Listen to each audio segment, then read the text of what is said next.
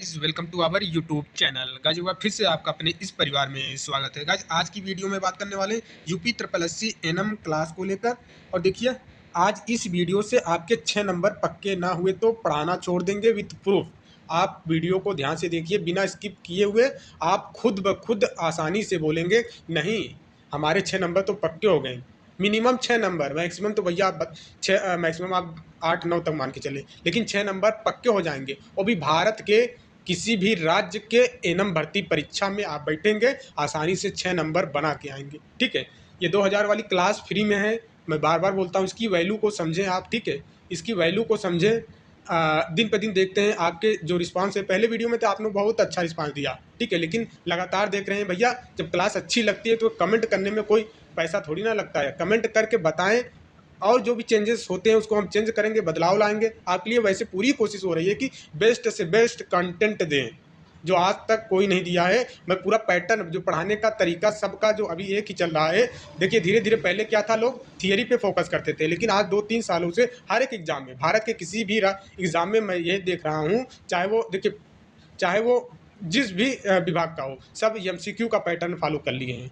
पूरे टीचर लोग क्या करते हैं, थियरी बताने के बजाय एमसीक्यू रटवाने लगते हैं।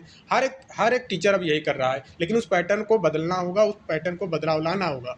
पहले क्या था, अब क्या है। ठीक है, आपको सबसे ज़रूरी होता है आपको अपनी थियरी पे कमांड करना, तभी आप अच्छे से प्रश्न बना पाएंगे और आप में एक अलग कॉन्फिडेंस फील होगा कि हमने कुछ पढ़ा है। एमसीक्यू रट लेंगे तो वो फीलिंग नहीं आएगी। एमसीक्यू याद हो गया तो पहली नज़र में बहुत अच्छी बात है, नहीं याद हुआ तो वो फीलिंग ही नहीं आएगी आपके अंदर, वो कॉन्फिडेंस ही नहीं आएगा कि आपने कुछ पढ़ा है। अगर थियरी को आपने पढ़ा है तो भैया आप में अलग कॉन्फिडेंस आ जाता है, और एग्ज़ाम क्वालिफाई करने के लिए कॉन्फिडेंस होना बहुत ज़रूरी होता है। ठीक है, इसलिए हम प्रयास कर रहे हैं आपको टॉपिक वाइज थियरी और एमसीक्यू दोनों करवाने का। ठीक है, तो इस चीज़ को आप समझे। कोई भी शिक्षक ये चीज़ आपको नहीं बताएगा कि आपकी कमी सबसे कहाँ पे हो जा रही है, सबसे बड़ी कमी कहाँ पे हो जा रही है। इस चीज़ को समझने का प्रयास करें जितना हो सके। थियरी हमारे वीडियो से ना समझ में आ रहा है तो भैया बुक से थियरी, आपके एकेडमी वाली जो बुक है, एक बुक है ना, हर एक सब्जेक्ट का अलग बुक है। कम्युनिटी हेल्थ नर्सिंग का अलग है, ठीक है, हर एक हेल्थ प्रमोशन का अलग है, हर एक का अलग अलग है। तो उससे आप पढ़ने का प्रयास करें, पहले थियरी को पढ़ें। मैंने देखा ग्रुप में कई लोग एमसीक्यू ही भेज रहे थे, चलो बताओ कितने नंबर सही है। अरे भैया, आपके पास टाइम है यार, बहुत सारा टाइम है। आप थियरी किताब को पढ़ो, अच्छे से पढ़ो थियरी।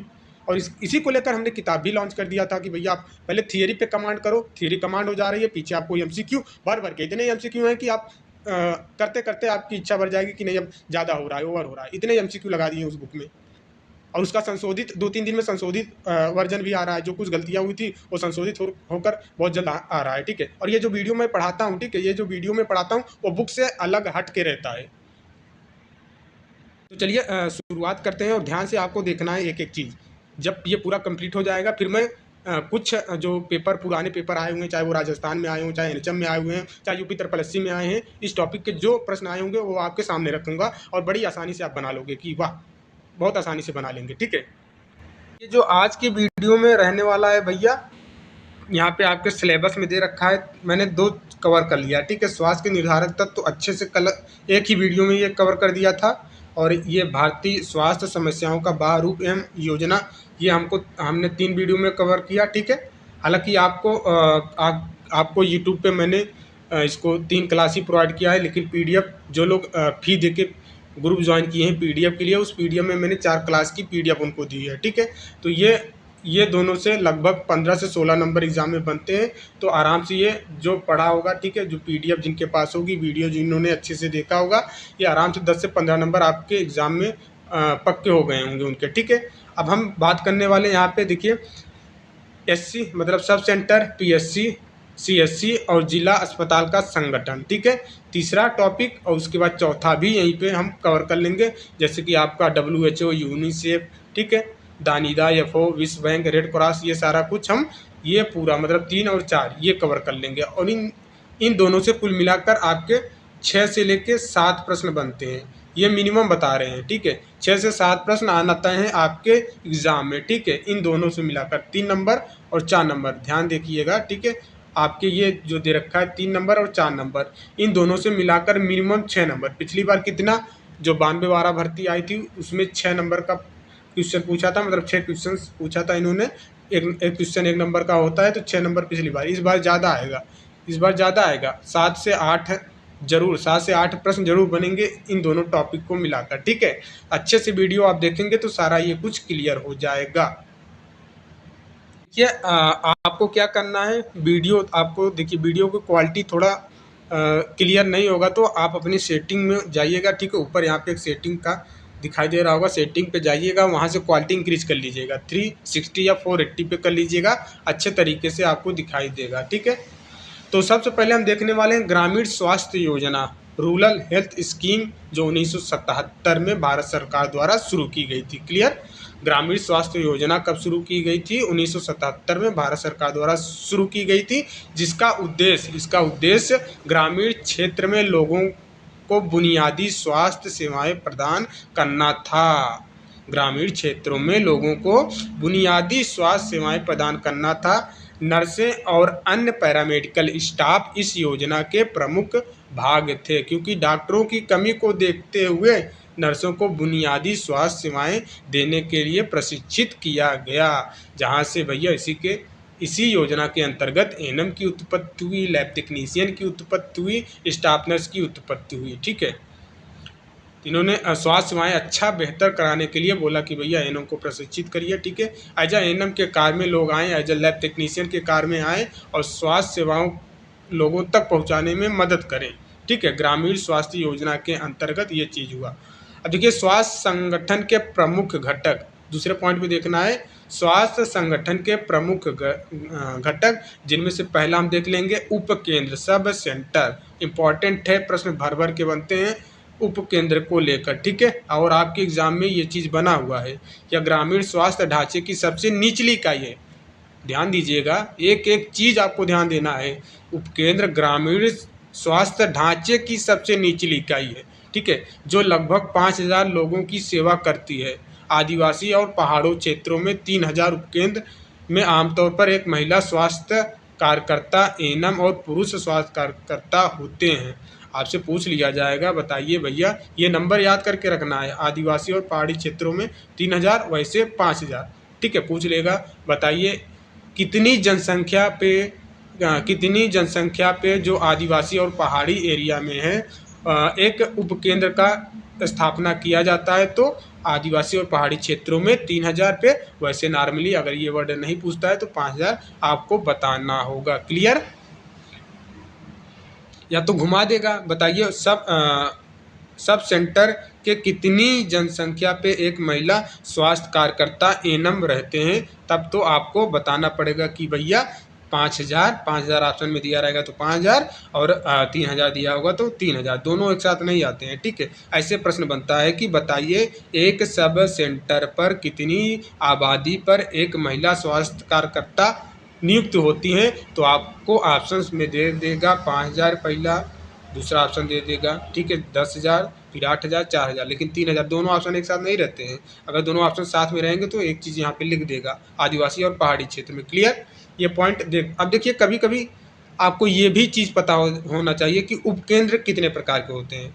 उपकेंद्र सब सेंटर कितने प्रकार के होते हैं, आपको पता होगा तो कमेंट करके बताइए, नहीं तो हम तो बता ही रहे, इस चीज़ को कोई बताया भी नहीं होगा, शायद आपको नहीं पता होगा, ठीक है। उपकेंद्र 2 प्रकार के होते हैं। कितने? 2 प्रकार के होते हैं।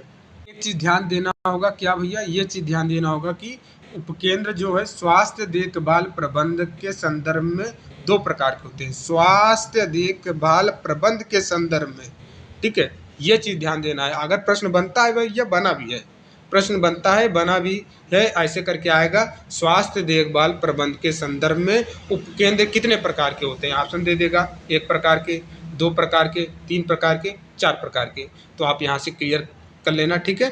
कितने प्रकार के होते हैं? 2 प्रकार के होते हैं, जिसको पहला समान उपकेंद्र, जनरल सब सेंटर, जो समान ग्रामीण स्वास्थ्य सेवाओं के लिए होता है। दूसरा ट्राइबल विशेष उपकेंद्र, जो आदिवासी या विशेष क्षेत्रों के लिए होता है। इसी प्रकार पीएससी का भी प्राथमिक स्वास्थ्य केंद्र का भी पूछता है कितने प्रकार के होते हैं, तो वो भी बताना है 2 प्रकार का। ये जो आपका सब सेंटर है, ठीक है, सब सेंटर को शॉर्टकट में एससी बोलते हैं, ठीक है, एससी बोलते हैं। तो इसका कार्य क्या है, ठीक है, ध्यान देना है, एक एक वर्ड यहाँ पे इंपॉर्टेंट होंगे, एक एक लाइन इंपॉर्टेंट होंगे। डायरेक्ट प्रश्न बना है, डायरेक्ट बना है और बनता रहेगा।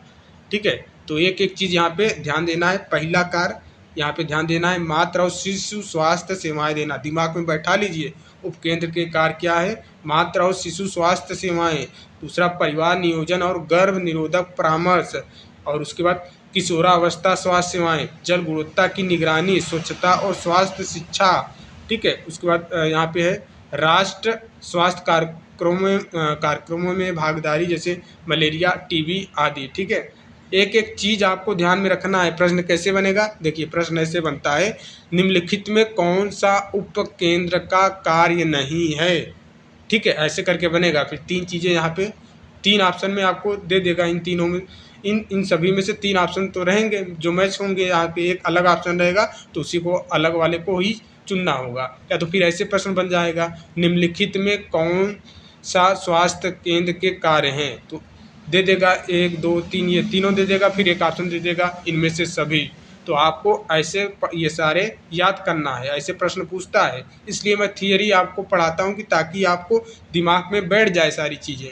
लेकिन आप उसकी वैल्यू को समझ नहीं रहे हैं, भर भर के 2-3 हज़ार 4-4 हज़ार कोर्स खरीद ले रहे हैं और आप पढ़ते रहिए, भैया कौन रोक रहा है। ठीक है, जहाँ से समझ में आए वहाँ से आप पढ़िए। ठीक है, यहाँ पे आप देखिए आ गया पीएस, हमने एससी के बारे में देख लिया, सारी चीज़ें देख लिया, एससी के बारे में सारी चीज़ें देख लिया। अब हम देखते हैं पीएससी के बारे में। ठीक है, प्राइमरी हेल्थ केयर के बारे में। यह उपकेंद्र की इकाई है। किसकी इकाई है भैया? उपकेंद्र की इकाई है। ध्यान देना, प्राथमिक ये जो है, ठीक है, प्राथमिक स्वास्थ्य केंद्र उपकेंद्र के ऊपर की इकाई है, उपकेंद्र से ऊपर इकाई है, जो सामान्यतः 30,000 से 80,000 लोगों की सेवा करती है। कितना? 30,000 से 80,000 लोगों की सेवा करती है। आदिवासी और पहाड़ी क्षेत्रों में 20,000। ठीक है, कितना? आदिवासी और पहाड़ी क्षेत्रों में 20,000। इसमें एक चिकित्सा अधिकारी, ठीक है, कितने पूछता है पीएससी पे, कितने चिकित्सा अधिकारी होते हैं या कितने चिकित्सा अधिकारी की नियुक्ति होती है, या तो ऐसे पूछ लेगा, एक प्राथमिक स्वास्थ्य के अंतर्गत कितनी जनसंख्या पे एक चिकित्सा अधिकारी की नियुक्त किया जाता है, ऐसे पूछ लेगा। तो ऑप्शन में दे देगा 30,000, 50,000, 60,000 ऐसे दे देगा। ठीक है, या फिर 1 लाख, या फिर 2,000, 3,000। तो आपको ध्यान देना होगा, यहाँ पे नॉर्मली पूछेगा तो 30,000 से 80,000। अगर पूछ लेगा कि पहाड़ी क्षेत्रों या आदिवासी क्षेत्रों में, तो आपको ध्यान रखना होगा 20,000। ठीक है, और नर्स, मिडवाइफ, लैब टेक्नीशियन आदि होते हैं। ये ध्यान देना, एक चिकित्सा अधिकारी होता है। अब देखिए पीएससी के पीएससी का प्रकार भी हम आपको बता देते हैं। जैसे आपने स्वास्थ्य देखभाल प्रबंधन के संदर्भ में सब सेंटर का प्रकार देखा था, उसी प्रकार आपको देखना है स्वास्थ्य देखभाल प्रबंधन के संदर्भ में प्राथमिक स्वास्थ्य केंद्र पीएससी कितने प्रकार के होते हैं? ये 2 प्रकार के होते हैं। ठीक है, सामान्य रेगुलर पीएससी यह समान क्षेत्रों में स्थित होता है, समान आबादी के लिए स्वास्थ्य सेवाएं प्रदान करती है। प्रत्येक पीएससी लगभग 30,000 से 50,000 लोगों की आबादी को कवर करता है। क्लियर?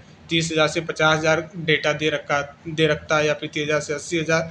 तो आपको जो रेंज रहता है, ठीक है, उसी रेंज में करना होता है। देखिए ट्राइबल, और दूसरा क्या है? ट्राइबल या विशेष। ठीक है, दूसरा ध्यान देना है ट्राइबल विशेष, या पीएससी विशेष रूप से, ठीक है, यह पीएससी विशेष रूप से आदिवासी या कठिन क्षेत्रों के लिए होता है। इन क्षेत्रों की विशिष्ट जरूरतों को ध्यान में रखते हुए यहाँ स्वास्थ्य सेवाएं प्रदान की जाती हैं। यह ट्राइबल पीएससी लगभग 20,000। देखिए ये आदिवासी के लिए है, तो भैया ये 20,000 की जनसंख्या पे होता है। क्लियर? इस चीज़ को समझना जरूरी है। नॉर्मल जो होता है वो नॉर्मल जो होता है, ठीक है, आपका, ठीक है, 30,000 से 50,000, और जो ट्राइबल रहता है ये आदिवासी और पहाड़ी क्षेत्रों के लिए होता है। क्लियर? इन सब का पीडीएफ आपको चाहिए होगा तो भैया ग्रुप का लिंक मैं देता हूँ। ठीक है, UP एनएम के नाम से ग्रुप है, और वीडियो को बहुत मैक्सिमम शेयर कर दिया करिए यार। ठीक है, शेयर कर दिया करिए, सभी लोगों का आपके साथ साथ और लोगों का भला हो जाए। ठीक है, MCQ आपने बहुत रटा है, लेकिन अब थियरी भी रट लीजिए। रटाता नहीं हूँ, सीधा दिमाग में बैठा दे रहा हूँ, थियरी ही पूरा आपके दिमाग में बैठा दे रहा हूँ। इस चीज़ को आप समझिए। अब देखिए पीएससी के कार्य प्राथमिक उपचार और स्वास्थ्य सेवाएं देना। क्या इनका पहला कार्य है?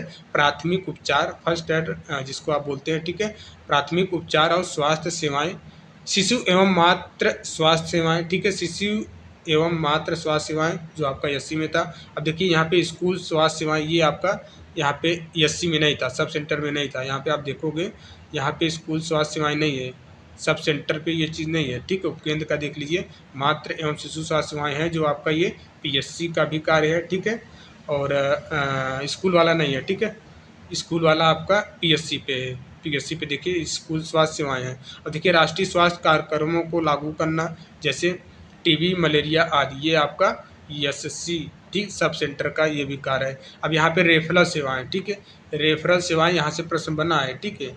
तो रेफरल कहाँ पे किया जाता है? पीएससी पे किया जाता है। लिखा था निम्नलिखित में किस केंद्र पे रेफरल सेवाएं दी जाती है, ये प्रश्न बना था। तो रेफरल सेवाएं पीएससी पे दी जाती हैं। यहाँ पे सब ऑप्शन में आपको दिखाई देगा, एक सब सेंटर देगा, एक सीएससी देगा। तो आपको ध्यान में देखना होगा कि रेफरल सेवाएं जो है पीएससी पे दिया जाता है, पीएससी का कार्य के अंतर्गत आता है। क्लियर?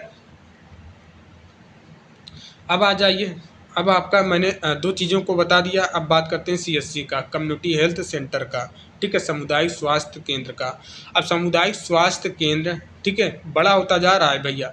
एससी सबसे छोटा, पीएससी उससे बड़ा, ठीक है, सीएससी इससे बड़ा, पीएससी से भी बड़ा, ठीक है। तो छोटा होता जा रहा है, तो छोटा होता जा रहा है, बड़ा होता जा रहा है। छोटे से स्टार्ट किए थे, बड़े की ओर हम लोग आ रहे हैं। तो सामुदायिक स्वास्थ्य केंद्र जो है, ठीक है, यह लगभग, यहाँ से ध्यान देना है, ये कितनी संख्या याद करना है आपको, 1,20,000 से लेकर कितना भैया, 1,20,000 से याद रखना है। 1,20,000 से 1,80,000 जनसंख्या की सेवा करते हैं। इनमें समान चिकित्सा सेवाओं के अलावा शल्य चिकित्सा, स्त्री रोग, शिशु रोग और अन्य विशिष्ट चिकित्सा सेवाएं प्रदान की जाती हैं, ठीक है। अब इसके कार्य को ध्यान में रखना है। सीएससी के कार्य कौन कौन से हैं, ये डेटा आपको याद करना है। बार बार बोल रहा हूँ, रटना है, बिल्कुल ये भूलना नहीं है। ये डेटा जो दे रखा है रटना है, और इसके कार्य को भी सभी याद करके रखना है। सामान्य शल्य चिकित्सा सेवाएं, ठीक है, शिशु एवं स्त्री रोग सेवाएं, प्राथमिक स्वास्थ्य केंद्रों की देख रेख, ठीक है। इसी के अंतर्गत आपके पीएससी आ जाता है, और पीएससी के अंतर्गत एससी आ जाता है। क्लियर? तो ध्यान देना है, सामान्य शल्य चिकित्सा सेवाएं, स्त्री एवं शिशु रोग सेवाएं, प्राथमिक स्वास्थ्य केंद्रों की देखरेख। प्रश्न बना है कि बताइए निम्नलिखित में से प्राथमिक स्वास्थ्य केंद्रों की देखरेख में कौन आते हैं? ऑप्शन देख के आ जाता है, पीएससी, एससी, ठीक है, ये सारे चीज़ लिख के आ जाते हैं। तो आपको यहाँ पे ध्यान देना होगा कि सीएससी के अंतर्गत ये सारे आते हैं। प्राथमिक स्वास्थ्य केंद्रों की देखरेख सीएससी के अंतर्गत आते हैं। जिला अस्पताल में रेफरल सेवा, ये भी प्रश्न बना है और बनता भी है और बनता रहेगा कि जिला अस्पताल में रेफरल सेवाएं प्रदान करना ये किसका कार्य है? तो आपको ऑप्शन दे देगा, बताइए किसका कार्य है। ऑप्शन दे देगा कि उपकेंद्र का कार्य है, या फिर प्राथमिक स्वास्थ्य केंद्र का कार्य है, या फिर ये आपका सामुदायिक स्वास्थ्य केंद्र का कार्य है। तो आपको बताना है सामुदायिक स्वास्थ्य केंद्र का कार्य है, ठीक है। अब देखिए डिस्ट्रिक्ट हॉस्पिटल के बारे में समझना है। डिस्ट्रिक्ट हॉस्पिटल क्या है, ठीक है, यह सबसे उन्नत चिकित्सा सुविधा है जो एक जिले की पूरी संख्या की सेवा करती है। और देखिए यहाँ पे इसका कार्य भी देखना है। जिला अस्पताल के कार्य, गंभीर रोगियों का उपचार, ठीक है, गंभीर रोगियों का उपचार, पहला ध्यान देना है, गंभीर रोगियों का उपचार जिला अस्पताल का कार्य होता है। उसके बाद विभिन्न विभागों जैसे मेडिसिन, शल्य चिकित्सा, स्त्री रोग आदि के माध्यम से विशेष चिकित्सा सेवाएं, स्वास्थ्य शिक्षा प्रशिक्षण और अन्य स्वास्थ्य केंद्रों के लिए रेफरल निगरानी सेवा, ठीक है। अब यहाँ से प्रश्न बनाना है, ठीक है, प्रश्न बनाना है। अब हमने ये तो पढ़ लिया, ठीक है, ध्यान देना। अब यहाँ से प्रश्न बनाना है, उपकेंद्र की स्थापना कितनी जनसंख्या पर की जाती है? अब देखिए यहाँ पे आपको इस चीज़ को ध्यान देना है। 3,000 भी दे रखा है, 5,000 भी दे रखा है, तो आप कौन सा ऑप्शंस करेंगे? यहाँ पे उपकेंद्र की स्थापना कितनी संख्या पर की जाती है, नॉर्मल पूछा है। मैंने बोला जब आदिवासी और पहाड़ी क्षेत्र पूछेगा तभी आपको 3,000 करना है, नहीं तो आपको भैया 5,000 करके आना है। क्लियर? अरे 5,000 हो जाएगा ना यार, यहाँ पे लिखा जोड़ा नहीं गया है कि आदिवासी, बताइए आदिवासी उपकेंद्र पे या पहाड़ी क्षेत्रों के उपकेंद्र की स्थापना कितनी संख्या पर की जाती है। ये चीज़ पूछ लिया होता तब आपका 3,000 होता है, लेकिन ये चीज़ नहीं पूछता है, मतलब समान है। समान है तो भैया आपको 5,000 करके आना है, ठीक है। अब देखिए यहाँ पे एक्सप्लेन भी किया गया है, याद कर लीजिए, ठीक है। राष्ट्रीय स्वास्थ्य नीति के अनुसार उपकेंद्र मैदानी क्षेत्रों में 5,000 जनसंख्या और आदिवासी पहाड़ी क्षेत्रों में 3,000 जनसंख्या पर स्थापित किए जाते हैं। ठीक है, ये प्रश्न इंपॉर्टेंट है, याद करके रखना है आपको। प्रश्न नंबर सेकंड की ओर चलते हैं। प्रश्न नंबर सेकंड है, सामुदायिक स्वास्थ्य केंद्र सीएससी किस जनसंख्या के लिए स्थापित होते हैं? बताइए किस जनसंख्या, सीएससी पूछा है, अभी आपने देखा होगा। ठीक है, 1 लाख से 1,20,000, ठीक है, या फिर 80,000 से 1 लाख, या फिर 1,20,000 से 1,80,000। तो यही आपका करेक्ट हो जाएगा, ऑप्शन नंबर सी। ठीक है, सीएससी की स्थापना 1,20,000 से 1,80,000 जनसंख्या वाले क्षेत्रों में की जाती है, जिसमें लोग व्यापक स्वास्थ्य सेवाओं का लाभ ले सकें। क्लियर। अब देखिए प्रश्न नंबर थर्ड देखना है। प्रश्न नंबर थर्ड देखना है आपको, किस स्वास्थ्य केंद्र के समान शैल चिकित्सा सेवा प्रदान की जाती है? किस स्वास्थ्य केंद्र में समान शैल चिकित्सा सेवा प्रदान की जाती है? देखिए शैल चिकित्सा पूछा है, उपकेंद्र पे तो वैसे ही नहीं होगा। ठीक है, वैसे ही आपको काट देना है। सामान्य, सामान्य वर्ड एक और जुटा हुआ है यहाँ पे, सामान्य। ठीक है, सामान्य शैल चिकित्सा सेवा प्रदान की जाती है। शैल चिकित्सा सेवा तो भैया जिला अस्पताल में भी होता है, यहाँ पे सीएससी पे होता है, सीएससी पे भी होता है, लेकिन यहाँ पे पूछा है शैल चिकित्सा नहीं पूछा है, सामान्य शैल चिकित्सा पूछा है। तो यहाँ पे उपकेंद्र कट जाएगा, पीएससी कट जाएगा। ठीक है, आगे का देखिए, क्योंकि इन दोनों पे तो होता ही नहीं है। अरे भैया उपकेंद्र पे नहीं होता, अभी थियरी तो मैं बताया था हमने, उपकेंद्र पे नहीं होता है, पीएससी पे नहीं होता, दो जगह पे होता है, सीएससी पे होता है, जिला अस्पताल में भी होता है शैल चिकित्सा।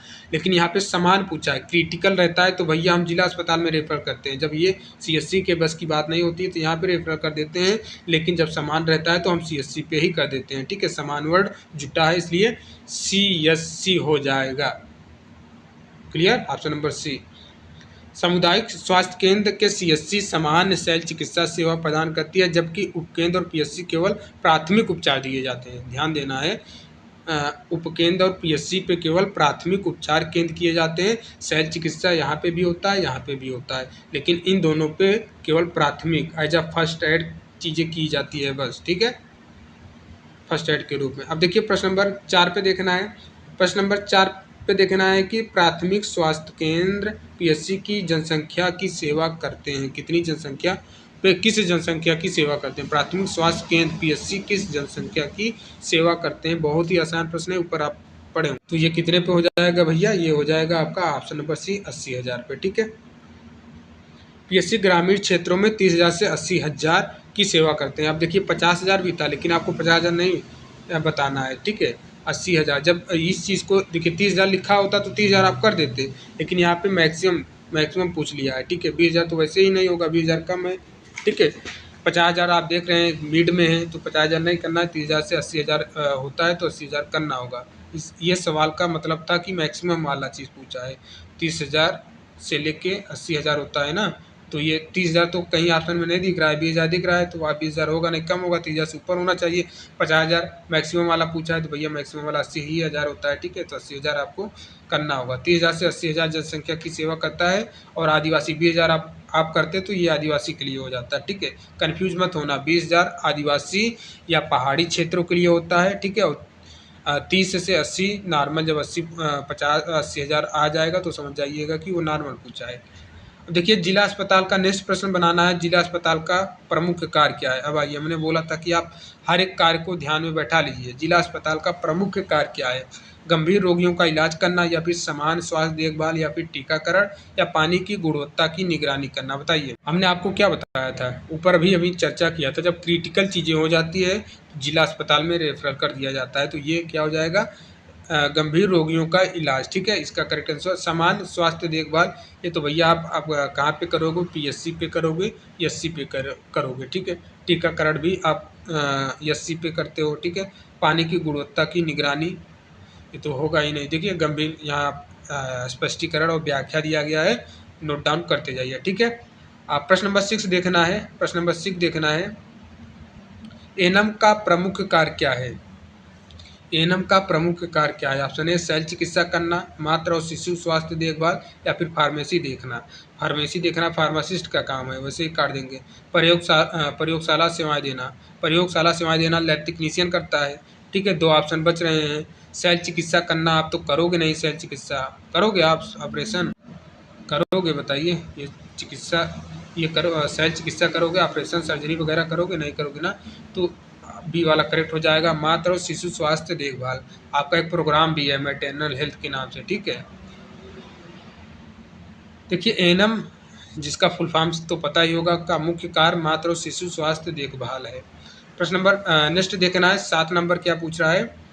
7 नंबर पूछ रहा है लैब टेक्नीशियन, सॉरी क्या है यार। प्रश्न नंबर 7 पूछ रहा है प्राथमिक स्वास्थ्य केंद्र में चिकित्सक के अलावा कौन से कर्मचारी होते हैं। प्राथमिक स्वास्थ्य केंद्र में पीएचसी पे, देखिए प्राथमिक स्वास्थ्य केंद्र मतलब पीएचसी, प्राइमरी हेल्थ सेंटर, ठीक है, प्राइमरी हेल्थ सेंटर। चिकित्सक के अलावा कौन से कर्मचारी होते हैं, ऑप्शन दे रखा है, आपको बताना है इसका करेक्ट आंसर क्या हो जाएगा। इसका राइट आंसर क्या हो जाएगा, 4 ऑप्शन है। पहला ऑप्शन केवल नर्स और लैब टेक्नीशियन, फार्मासिस्ट, केवल लैब टेक्नीशियन, नर्स और डॉक्टर, ऊपर मैंने आपको बताया था। तो इसका करेक्ट आंसर क्या हो जाएगा। तो भैया पीएचसी पे कौन कौन रहते हैं, इसका राइट आंसर बी हो जाएगा। पीएचसी पे नर्स रहते हैं, ठीक है, लैब टेक्नीशियन रहते हैं और फार्मासिस्ट होते हैं, चिकित्सक के अलावा, ठीक है, चिकित्सक के अलावा। यहाँ पे आप पढ़ सकते हो, ठीक है। पीएचसी पे चिकित्सक के अलावा नर्स, लैब टेक्नीशियन और फार्मासिस्ट होते हैं जो बुनियादी स्वास्थ्य सेवाएं प्रदान करते हैं। क्लियर। अब देखिए डिटेल में हम बता दें कितने नर्स, कितने डॉक्टर या कितने लैब टेक्नीशियन होते हैं, इस चीज़ को भी जानना जरूरी है। देखिए पीएचसी पे जो कर्मचारियों की संख्या रहती है, एक बार ध्यान देना आपको। चिकित्सा अधिकारी कभी कभी पूछता है एक पीएचसी पे कितने चिकित्सा अधिकारी होते हैं, ठीक है। तो जो चिकित्सा अधिकारी होते हैं इनकी संख्या भैया एक होती है, चिकित्सा अधिकारी की संख्या एक होती है। फार्मासिस्ट जो होते हैं, फार्मासिस्ट यहाँ पे जो दिखाई दे रहा है ये फार्मासिस्ट भी एक होते हैं, ठीक है। और फार्मासिस्ट के अलावा नर्स और मिडवाइफ, ठीक है, नर्स और मिडवाइफ की संख्या एक होती है। और यहाँ पे इन ये जो लैब टेक्नीशियन की संख्या होती है इनकी भी एक होती है। लगभग सभी की एक ही संख्या होती है, लेकिन चतुर्श्रेणी में जो चतुर्श्रेणी में आते हैं, ठीक है, चतुर्श्रेणी में जो फोर्थ क्लास के रहते हैं, ठीक है, उन्हीं की संख्या 4 होती है, ज़्यादा होती है, ठीक है। बाकी चालक से हुआ आपका ये स्वास्थ्य सहायक, चाहे वो फीमेल हो चाहे सीएसबी हो, ठीक है। और स्वास्थ्य सहायक में मेल मेल हो एक होते हैं, ठीक है। और ब्लॉक एक्सटेंशन एजुकेटर जो हैं वो भी एक होते हैं। महिला स्वास्थ्य कार्यकर्ता एएनएम की भी संख्या एक होती है, ठीक है। Lower division clerk, upper division clerk ये भी एक ही होते हैं, ठीक है। तो ये सब चीज़ों को आपको ध्यान में रखना होगा। इसका कार्य हमने पीएससी का बता ही दिया है, पीएससी का कार्य हमने बता ही दिया है। जैसे स्वास्थ्य परिचर्या, ठीक है, परिवार नियोजन, जिसको आप शॉर्टकट में एमसीएच भी बोल सकते हो, परिवार नियोजन या एमसीएच। और स्कूल स्वास्थ्य, ठीक है, पर्यावरण स्वच्छता का सुधार करना, संक्रामक बीमारियों को रोकथाम और बचाव करना, ठीक है, ये सब चीज़ आपको ध्यान देना है। रेफरल सर्विस भी पीएससी का ही कार्य है, स्वास्थ्य शिक्षा भी, ठीक है। ये सारा चीज़ आपको ध्यान में रखना पड़ेगा। क्लियर, ठीक है। अब आपको ध्यान में देना है क्या भैया, अब ध्यान देना है कि सामुदायिक स्वास्थ्य केंद्र का कार्य नहीं है, ठीक है।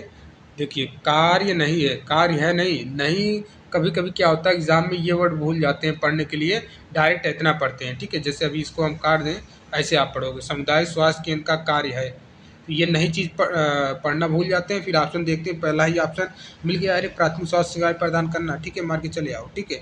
या फिर जिला अस्पताल के रोगियों का उपचार करना, ऐसे मार के चले आओ। अरे भैया इस चीज़ को, प्रश्न को ध्यान से 3 बार पढ़ा करिए, ठीक है, 2 बार तो पढ़ा ही किया करिए। तो यहाँ पे आपको ध्यान देना है कि भैया पूछा है कौन सा कार्य नहीं है, किसका, सीएससी का, सामुदायिक स्वास्थ्य केंद्र का।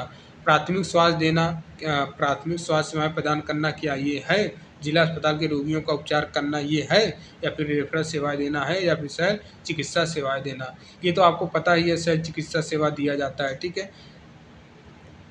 रेफरल सेवाएं भी दिया जाता है, क्योंकि आप भैया डिस्ट्रिक्ट हॉस्पिटल में भेज देते हो ना, क्रिटिकल रहता है आपके बस की बात। जब ये सीएससी की बस की बात नहीं होती है, तो ये डिस्ट्रिक्ट हॉस्पिटल में रेफर कर देता है, ठीक है, रेफरल सेवाएं देता है, ठीक है। बोलते हो ना रेफर कर दिया मरीज, रेफर कर दिया, उस चीज़ से रिलेट करके आप पढ़ो ना, रेफरल। और आपका ये प्राथमिक स्वास्थ्य सेवाएं प्रदान करना ये भी है, ठीक है। तो जिला अस्पताल के रोगियों का उपचार करना, अब बताइए भैया, ऑप्शन से ही पता चल रहा है कि ये नहीं है। जिला अस्पताल के रोगियों का उपचार करना जिला अस्पताल वाला करेगा, क्योंकि वही ये सीएससी के बाद ही तो जिला अस्पताल आता है चीज़, ठीक है। तो ऑप्शन नंबर बी इसका सही हो जाएगा। ठीक है, ये कार्य नहीं है। यहाँ पे व्याख्या दिया है, सीएससी रेफरल सेवाएं देता है लेकिन जिला अस्पताल के रोगियों का उपचार सीएससी के कार्य क्षेत्र में नहीं आता है। क्लियर।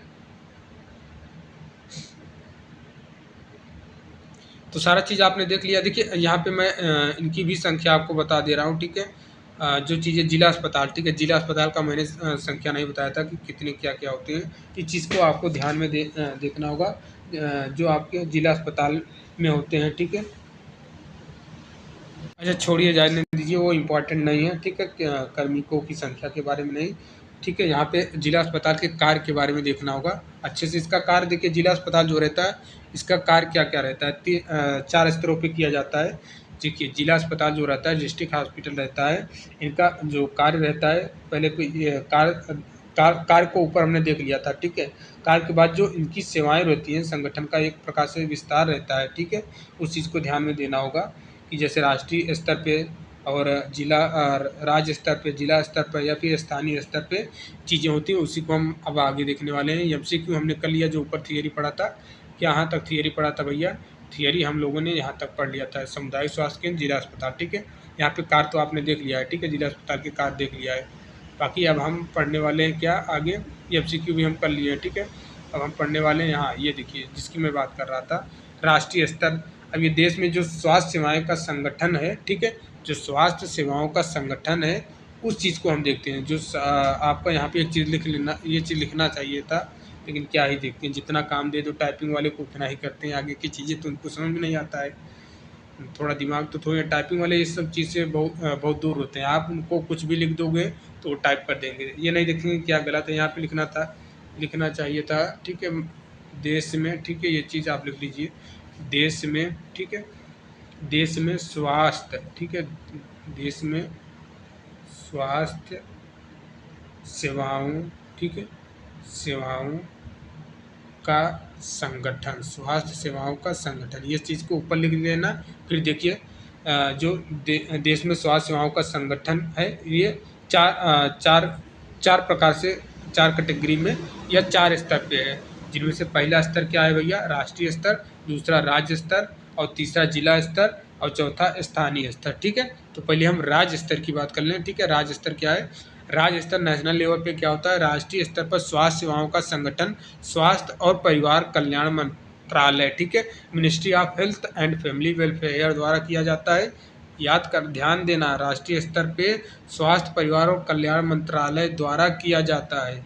जो भी स्वास्थ्य सेवाएं दिया जा रहा है राष्ट्रीय स्तर पे, यह स्वास्थ्य और परिवार कल्याण मंत्रालय द्वारा दिया जाता है। ठीक है, यह मंत्रालय विभिन्न राष्ट्रीय स्वास्थ्य कार्यक्रमों को संचालित करता है, जैसे स्वास्थ्य नीतियाँ बनाता है। इस स्तर पर विभिन्न राष्ट्रीय स्वास्थ्य मिशन, ठीक है, एनएचएम, जैसे राष्ट्रीय ग्रामीण स्वास्थ्य मिशन एनआरएचएम, ठीक है, और राष्ट्रीय शहरी स्वास्थ्य मिशन एनयूएचएम जैसी योजनाएं लागू की जाती हैं। ये कार्यक्रम देशव्यापी स्वास्थ्य सेवाओं की समग्र योजना, नीतिगत ढांचा और वित्त पोषण प्रदान करता है।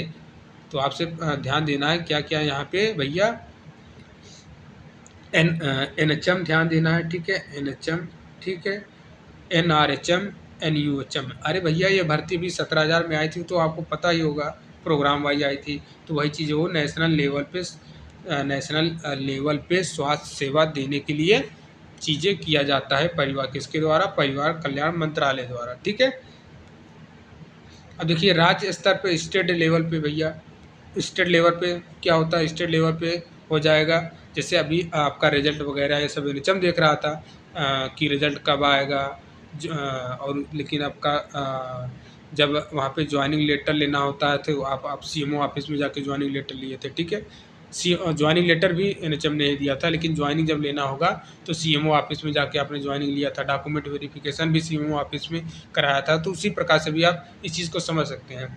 तो राज्य स्तर पर स्वास्थ्य सेवाओं का संगठन राज्य के स्वास्थ्य और परिवार कल्याण विभाग द्वारा किया जाता है। ये भी जो राज्य स्तर पर जो स्वास्थ्य सेवा दिया जाता है, ये भी स्वास्थ्य और परिवार कल्याण विभाग द्वारा किया जाता है। इस विभाग का कार्य, ठीक है, ध्यान देना, इसका कार्य क्या है, इस विभाग का कार्य राष्ट्रीय नीतियों और कार्यक्रमों को राज्य की आवश्यकताओं के अनुसार अनुकूलित करना, उन्हें लागू करना।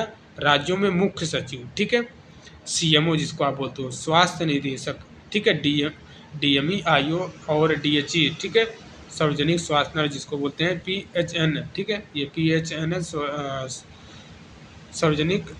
सार्वजनिक स्वास्थ्य नर्स, ठीक है, जैसे अधिकारी इस कार्य में शामिल होते हैं। प्रश्न बनता है, बताइए बताइए सीएमओ या फिर डीएचई, ये सभी अधिकारी किस स्तर के स्वास्थ्य सेवाओं, किस स्तर से स्वास्थ्य सेवाएं प्रदान करने में सहायता करते हैं, तो आपको बताना ये सब राज्य स्तर में आते हैं, ठीक है। अब देखिए जिला अस्पताल, जिला स्तर में, डिस्ट्रिक्ट लेवल में क्या हो जाएगा, जिला स्तर पर स्वास्थ्य सेवाओं का संगठन जिला अस्पताल और संबंधित अधिकारियों के माध्यम से, ध्यान देना वहाँ पे। अब तक तो हमने परिवार स्वास्थ्य और परिवार कल्याण विभाग के द्वारा देखा था, स्वास्थ्य परिवार और कल्याण विभाग का राज्य स्तर और यहाँ पे राष्ट्रीय स्तर, राज्य स्तर और राष्ट्रीय स्तर का जो भी चीज़ें था, जो भी चीज़ें थी यहाँ पे, ये स्वास्थ्य और परिवार कल्याण मंत्रालय द्वारा किया जा रहा था, ठीक है, राज्य स्तर और राष्ट्रीय स्तर। लेकिन यहाँ पे जैसे ही बात जिला स्तर पे आई तो यहाँ पे बात ही कुछ अलग हो गया। यहाँ पे बात क्या हो गया, यहाँ पे बात हो गया कि जिला स्तर पर स्वास्थ्य सेवाओं का संगठन जिला अस्पतालों और संबंधित अधिकारियों के माध्यम से किया जाता है। जैसे मुख्य चिकित्सा अधिकारी सीएमओ जिले के स्वास्थ्य सेवाओं को नेतृत्व करते हैं। जिला अस्पताल में विशेष रूप से मातृ एवं शिशु सेवाएं, ठीक है, मातृ एवं शिशु सेवाएं, जन स्वास्थ्य सेवाएं, कौन कौन सी सेवा दिया जाता है, मातृ एवं शिशु स्वास्थ्य सेवाएं, जन स्वास्थ्य सेवाएं, स्वास्थ्य और स्वच्छता सफाई, जन्म और मृत्यु का पंजीकरण, ठीक है, विशेषज्ञ चिकित्सकों द्वारा विभिन्न प्रकार की, ध्यान देना है आगे क्या है, विशेषज्ञ चिकित्सकों द्वारा विभिन्न प्रकार की स्वास्थ्य सेवाएं जिला स्तर पर प्रदान की जाती है, जैसे सर्जरी, स्त्री रोग, बाल रोग और मेडिसिन आदि। इसके अलावा जिला अस्पताल राष्ट्रीय स्वास्थ्य कार्यक्रम के कार्यान्वयन के लिए जिम्मेदार होते हैं, ठीक है। अब बात आती है चौथा, भैया चौथा लेवल क्या है, स्थानीय स्तर, ठीक है। देखिए स्थानीय स्तर में क्या है, स्थानीय स्तर में देखना है, स्थानीय स्तर पर उप जिला, तहसील, अस्पताल, सामुदायिक स्वास्थ्य केंद्र, सीएससी, पीएससी और उपकेंद्र जैसी इकाइयाँ स्थापित की जाती हैं, ठीक है। इनके माध्यम से ग्रामीण और दूरस्थ क्षेत्रों में स्वास्थ्य सेवाओं का विस्तार होता है। इन इकाइयों पर स्वास्थ्य कार्यकर्ता का प्रशिक्षण और नियुक्ति होती है ताकि स्वास्थ्य सुविधाएं हर व्यक्ति तक पहुंचाई जा सके। क्लियर। अब देखिए उपकेंद्र का हमने ऊपर पढ़ ही लिया है, 5000 या 3000, इस चीज़ को आपको ध्यान देना। या ग्रामीण और दूरस्थ क्षेत्रों की सबसे निचले स्तर की स्वास्थ्य इकाई होती है। अब देखिए यहाँ पे शॉर्टकट में हर एक चीज़ बताया है। प्राथमिक स्वास्थ्य केंद्र ऊपर हमने पहले डिटेल में देखा, अब शॉर्टकट में, ताकि आपके दिमाग में बार बार चीज़ें यहाँ याद हो जाए। पीएससी इकाई लगभग 30,000 से 80,000 लोगों की सेवा करती है और इसमें एक चिकित्सा यमो, नर्स और फार्मासिस्ट होते हैं, ठीक है, medical officer, chief medical officer. सामुदायिक स्वास्थ्य केंद्र, ठीक है, सामुदायिक स्वास्थ्य केंद्र भी दिया है। सीएससी है, एक रेफरल यूनिट है, ये ध्यान देना। सीएससी एक रेफरल यूनिट है जो 1,20,000 से 1,80,000 जनसंख्या की सेवा करता है और इसमें विशेषज्ञ चिकित्सक, नर्स और अन्य स्टाफ होते हैं। अब उप जिला, तहसील, अस्पताल, यह कुछ विशेषज्ञ चिकित्सक होते हैं और यह तहसील या उप जिला स्तर पर स्वास्थ्य सेवाएं प्रदान करते हैं। अब ध्यान देना जिला अस्पताल के कार्य, ठीक है, जिला अस्पताल के कार्य क्या क्या हैं। तो पहला कार्य यहाँ पे आपको दिखाई दे रहा होगा, मातृ एवं शिशु स्वास्थ्य सेवाएं, जैसे प्रसव, नवजात शिशु की देखरेख और गर्भवती महिलाओं के लिए विशेष देखरेख। दूसरा पॉइंट में दे रखा है पोषण संबंधी सेवाएं, जैसे गर्भवती और स्तनपान कराने वाली महिलाओं, बच्चों और कमजोर समूहों को पोषण संबंधी जो सेवाएं होती हैं वो देती हैं, ठीक है।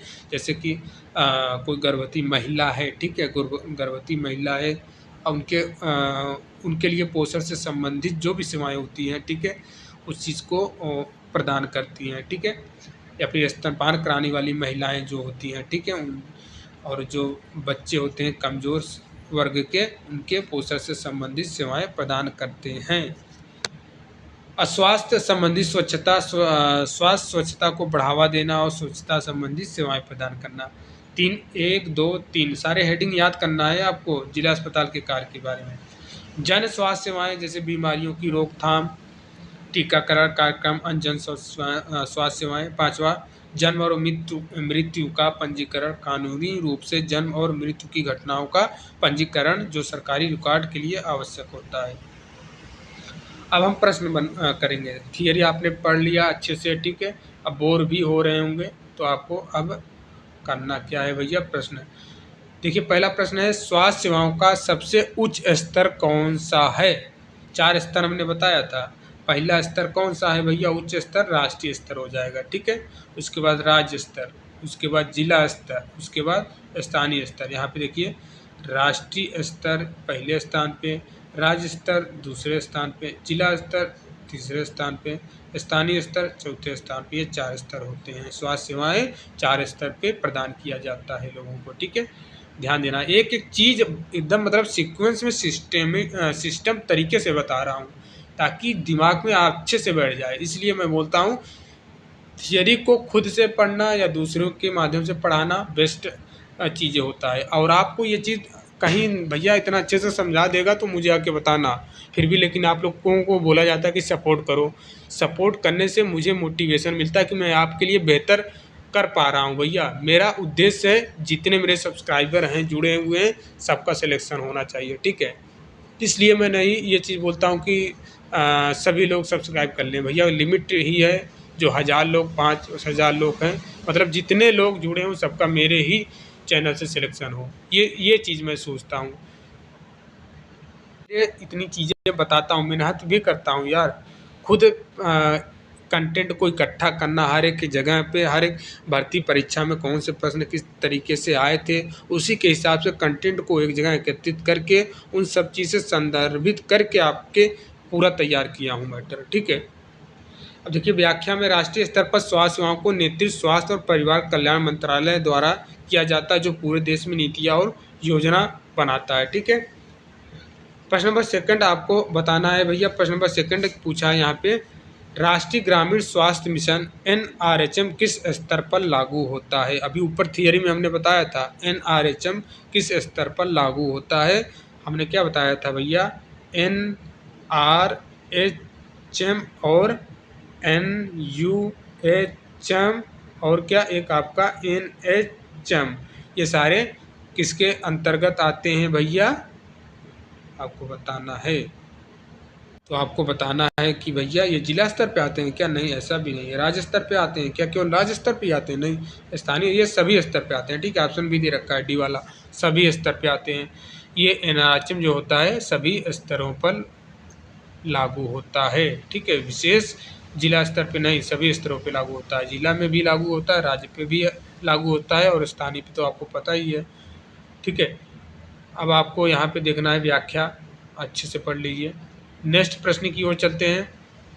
अब देखिए, यहाँ बताना है उपकेंद्र की जनसंख्या सेवा क्षमता पहाड़ी क्षेत्रों में कितनी होती है? ऊपर हमने आपको पहाड़ी क्षेत्रों में बताया था, तो ये बहुत ही आसान प्रश्न है। 3000 जनसंख्या पे, यहाँ पे फिर से एक बार आप पढ़ लीजिए ताकि दिमाग में याद हो जाए। पहाड़ी या आदिवासी क्षेत्रों में 3000, ठीक है। उपकेंद्र की सेवा क्षमता पहाड़ी और आदिवासी क्षेत्रों में 3000 जनसंख्या होती है, जबकि मैदानी क्षेत्रों में यह संख्या 5000 होती है। क्लियर? प्रश्न नंबर 4 देखना है। प्रश्न नंबर 4 देखना है, राज्य स्तर पर स्वास्थ्य सेवाओं का नेतृत्व किसके द्वारा किया जाता है? तो इसका करेक्ट आंसर क्या हो जाएगा? इसका राइट आंसर क्या हो जाएगा? 4 ऑप्शन दिखाई दे रहा होगा। CMO नहीं करता है, स्वास्थ्य और परिवार कल्याण मंत्रालय, ठीक है, स्वास्थ्य और परिवार कल्याण मंत्रालय, या फिर जिला स्वास्थ्य अधिकारी, या फिर मुख्य सचिव। देखिए, मुख्य सचिव ही करेगा। वैसे तो ये मुख्य सचिव नहीं होता तो ये आप करके चले आते हैं, ठीक है। राज्य स्तर पे पूछा है, क्योंकि राज्य स्तर पे स्वास्थ्य और परिवार कल्याण मंत्रालय करता है, राज्य स्तर पे भी करता है, और आपका राष्ट्रीय स्तर और राज्य स्तर। तो यहाँ पे हमको 2 ऑप्शन दिखाई दे रहा है, तो भैया ये वाला करके आएंगे, मुख्य सचिव करके आएंगे, ठीक है। ये इंपॉर्टेंट है, अगर दोनों दे देगा तो मुख्य सचिव आपको करना है। राज्य स्तर पर स्वास्थ्य सेवाओं का नेतृत्व पूछा है, ठीक है, नेतृत्व पूछा है यहाँ पे, ठीक है। ये आपका करेक्ट हो जाएगा। नेतृत्व पूछा है तो ये आपका मुख्य सचिव करेक्ट हो जाएगा, ठीक है। अब देखिए, कौन सा अस्पताल तहसील स्तर पर कार्य करता है, आपको बताना है, ठीक है। कौन सा अस्पताल तहसील स्तर पर काम करता है? तो ये आपका उप जिला, ठीक है, उप जिला अस्पताल। व्याख्या आप पढ़ लीजिए, ठीक है। नेक्स्ट प्रश्न देखना है। नेक्स्ट प्रश्न यहाँ पे पूछा है कि सामुदायिक स्वास्थ्य केंद्र CSC किस जनसंख्या के लिए स्वास्थ्य सेवाएं प्रदान करती है? बहुत ही आसान प्रश्न और आसानी से आप बना भी लोगे, ठीक है। 50,000 है, कितनी बार आपको बताया है? 1 लाख से 20, ये सी वाला करेक्ट हो जाएगा, ठीक है।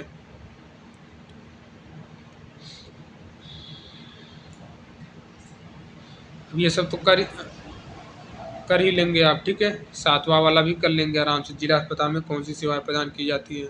केवल प्राथमिक स्वास्थ्य सेवाएं, ठीक है, या फिर विशेष चिकित्सा सेवाएं जैसे शल्य चिकित्सा, स्त्री रोग, बाल रोग, यही तो सही है। केवल प्राथमिक स्वास्थ्य सेवाएं नहीं किया जाता है। केवल प्राथमिक स्वास्थ्य सेवाएं नहीं किया जाता, ये बी वाला करेक्ट हो जाएगा। केवल टीकाकरण नहीं, केवल प्रसव सेवाएं नहीं, ठीक है, बी वाला राइट हो जाएगा। प्रश्न नंबर 8 देखना है। प्रश्न नंबर 8 बनाना है आपको, ठीक है। प्रश्न नंबर 8 बनाना है। प्रश्न नंबर 8 पूछा क्या है?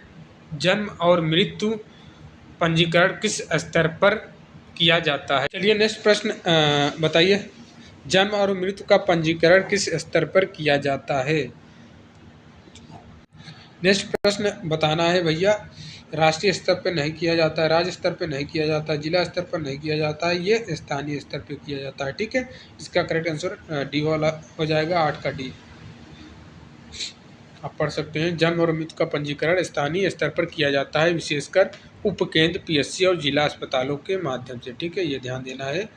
विशेषकर उपकेंद्र जिसको आप पीएचसी बोलते हैं, पीएचसी, और जिला अस्पतालों जिसको डिस्ट्रिक्ट हॉस्पिटल डीएच बोलते हैं, ठीक है। आपको टर्म याद करना है, ठीक है। कभी कभी ऐसे ही ये चीज़ पूरा वर्ड नहीं लिखता है, ऐसे ही लिख के आता है। एससी मतलब सब सेंटर, और पीएचसी मतलब प्राइमरी हेल्थ सेंटर, सीएचसी मतलब कम्युनिटी हेल्थ सेंटर, और डीएच मतलब डिस्ट्रिक्ट हॉस्पिटल, ठीक है। ये चीज़ लिख के आता है, पूरा नाम नहीं लिखता है, तो आपको कन्फ्यूज ना हो और आपको ये भी ना लगे कि नया वर्ड कहाँ से हम सुन लिए नया। तो देखिए, उपकेंद्र के प्रमुख कर्मचारी कौन होते हैं? चिकित्सा, स्वास्थ्य कार्यकर्ता पुरुष और महिला, ठीक है। विशेषज्ञ चिकित्सक, अरे भैया स्पेशलिस्ट कहाँ से आ जाएंगे, सर्जन कहाँ से आ जाएंगे, चिकित्सक भी नहीं आते, बी वाला करेक्ट हो जाएगा, ठीक है। स्वास्थ्य कार्यकर्ता पुरुष और महिला, एएनएम पुरुष और महिला प्रमुख होते हैं जो प्राथमिक स्वास्थ्य सेवाएं प्रदान करते हैं उपकेंद्र पर। देखिए प्रश्न नंबर 10 बताना है सामुदायिक, अरे यार ये कैसे हो गया, प्रश्न वहाँ लिखा है, ऑप्शन यहाँ, ठीक है। सामुदायिक स्वास्थ्य केंद्र सीएचसी में किस प्रकार के रोग का इलाज होता है, ये पूछा है, ठीक है।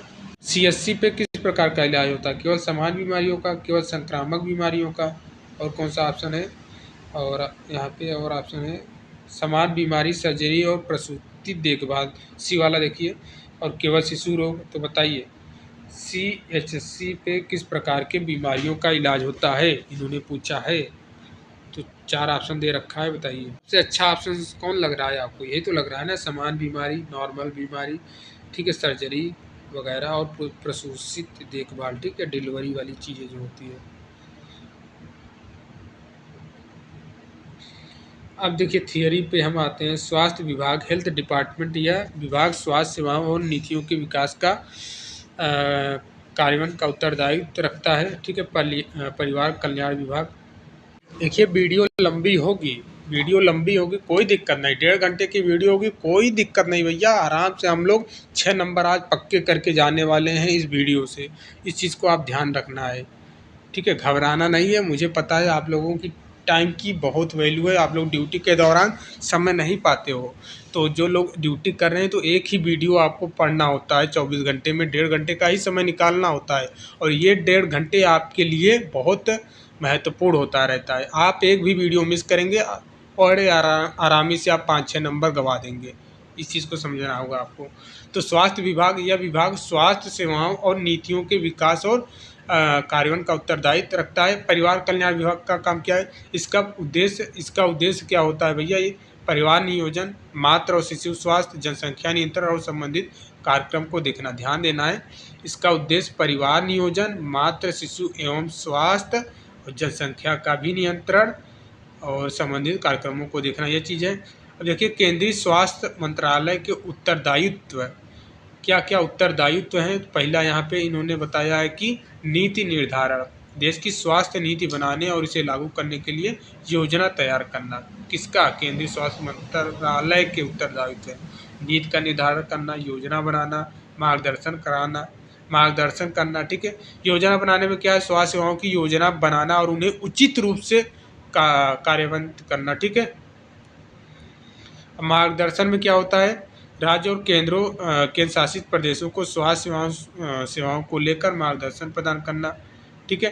निगरानी और नियंत्रण, चौथे में देखिए निगरानी और नियंत्रण, पाँचवें में मूल्यांकन। तो निगरानी और नियंत्रण क्या है भैया, इसमें क्या करता है, सभी स्वास्थ्य कार्यक्रमों को निगरानी और उन्हें ठीक से कार्य करने के लिए वो चीज़ें करना होता है। देखिए मूल्यांकन में क्या होता है, मूल्यांकन में स्वास्थ्य सेवाओं और योजनाओं के प्रभाव का मूल्यांकन करना होता है। और देखिए केंद्रीय मंत्रालय के कार्य ध्यान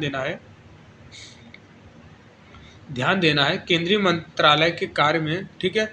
भारत के संविधान के अनुच्छेद 246 की 7वीं अनुसूची के अंतर्गत केंद्रीय स्वास्थ्य मंत्रालय के कार्य आते हैं। इसके तहत 2 सूची हैं। पहला केंद्रीय सूची यूनियन लिस्ट। यूनियन लिस्ट में क्या होता है भैया, देखिए पहला केंद्रीय सूची होगा, दूसरा समवर्ती सूची होगा। तो केंद्रीय सूची में हमको देखना है अंतर्राष्ट्रीय स्वास्थ्य का प्रबंधन, स्वास्थ्य संबंधी राष्ट्रीय नीतियों और समझौतों का प्रबंधन होता है। और केंद्रीय संस्थानों का प्रबंधन, ठीक है, अनुसंधान को प्रोत्साहन। तो ये सारा चीज़ें आप पढ़ के रखना है आपको, ठीक है। केंद्रीय सूची के अंतर्गत ये सारे चीज़ आते हैं। क्या क्या आते हैं भैया, अंतर्राष्ट्रीय स्वास्थ्य का प्रबंधन, केंद्रीय संसाधनों का प्रबंधन, अनुसंधान के प्रोत्साहन, जनगणना का कार्य भी केंद्रीय सूची के अंतर्गत आता है, ठीक है। राष्ट्रीय जनगणना का आयोजन और इससे संबंधित आंकड़ों का संकलन, और ये अनुसंधान को प्रोत्साहन, चिकित्सा और स्वास्थ्य सेवाओं को अनुसंधान को प्रोत्साहित करता है, ठीक है। ये सारे केंद्रीय सूची के हैं, ठीक है। राज्य से समन्वय, ठीक है।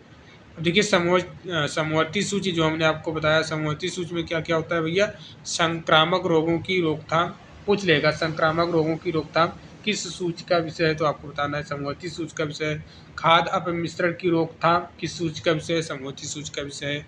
विष नियंत्रण, ये भी समवर्ती सूची के अंतर्गत आता है। जन्म और मृत्यु के आंकड़े भी समवर्ती सूची के अंतर्गत आता है। श्रम और कल्याण, जैसे श्रमिकों की स्वास्थ्य सेवाओं और कल्याण की योजनाएं भी समवर्ती सूची के अंतर्गत आता है, ठीक है। जन्म और मृत्यु के पंजीकरण संबंधी डेटा का संकलन भी समवर्ती सूची के अंतर्गत आता है।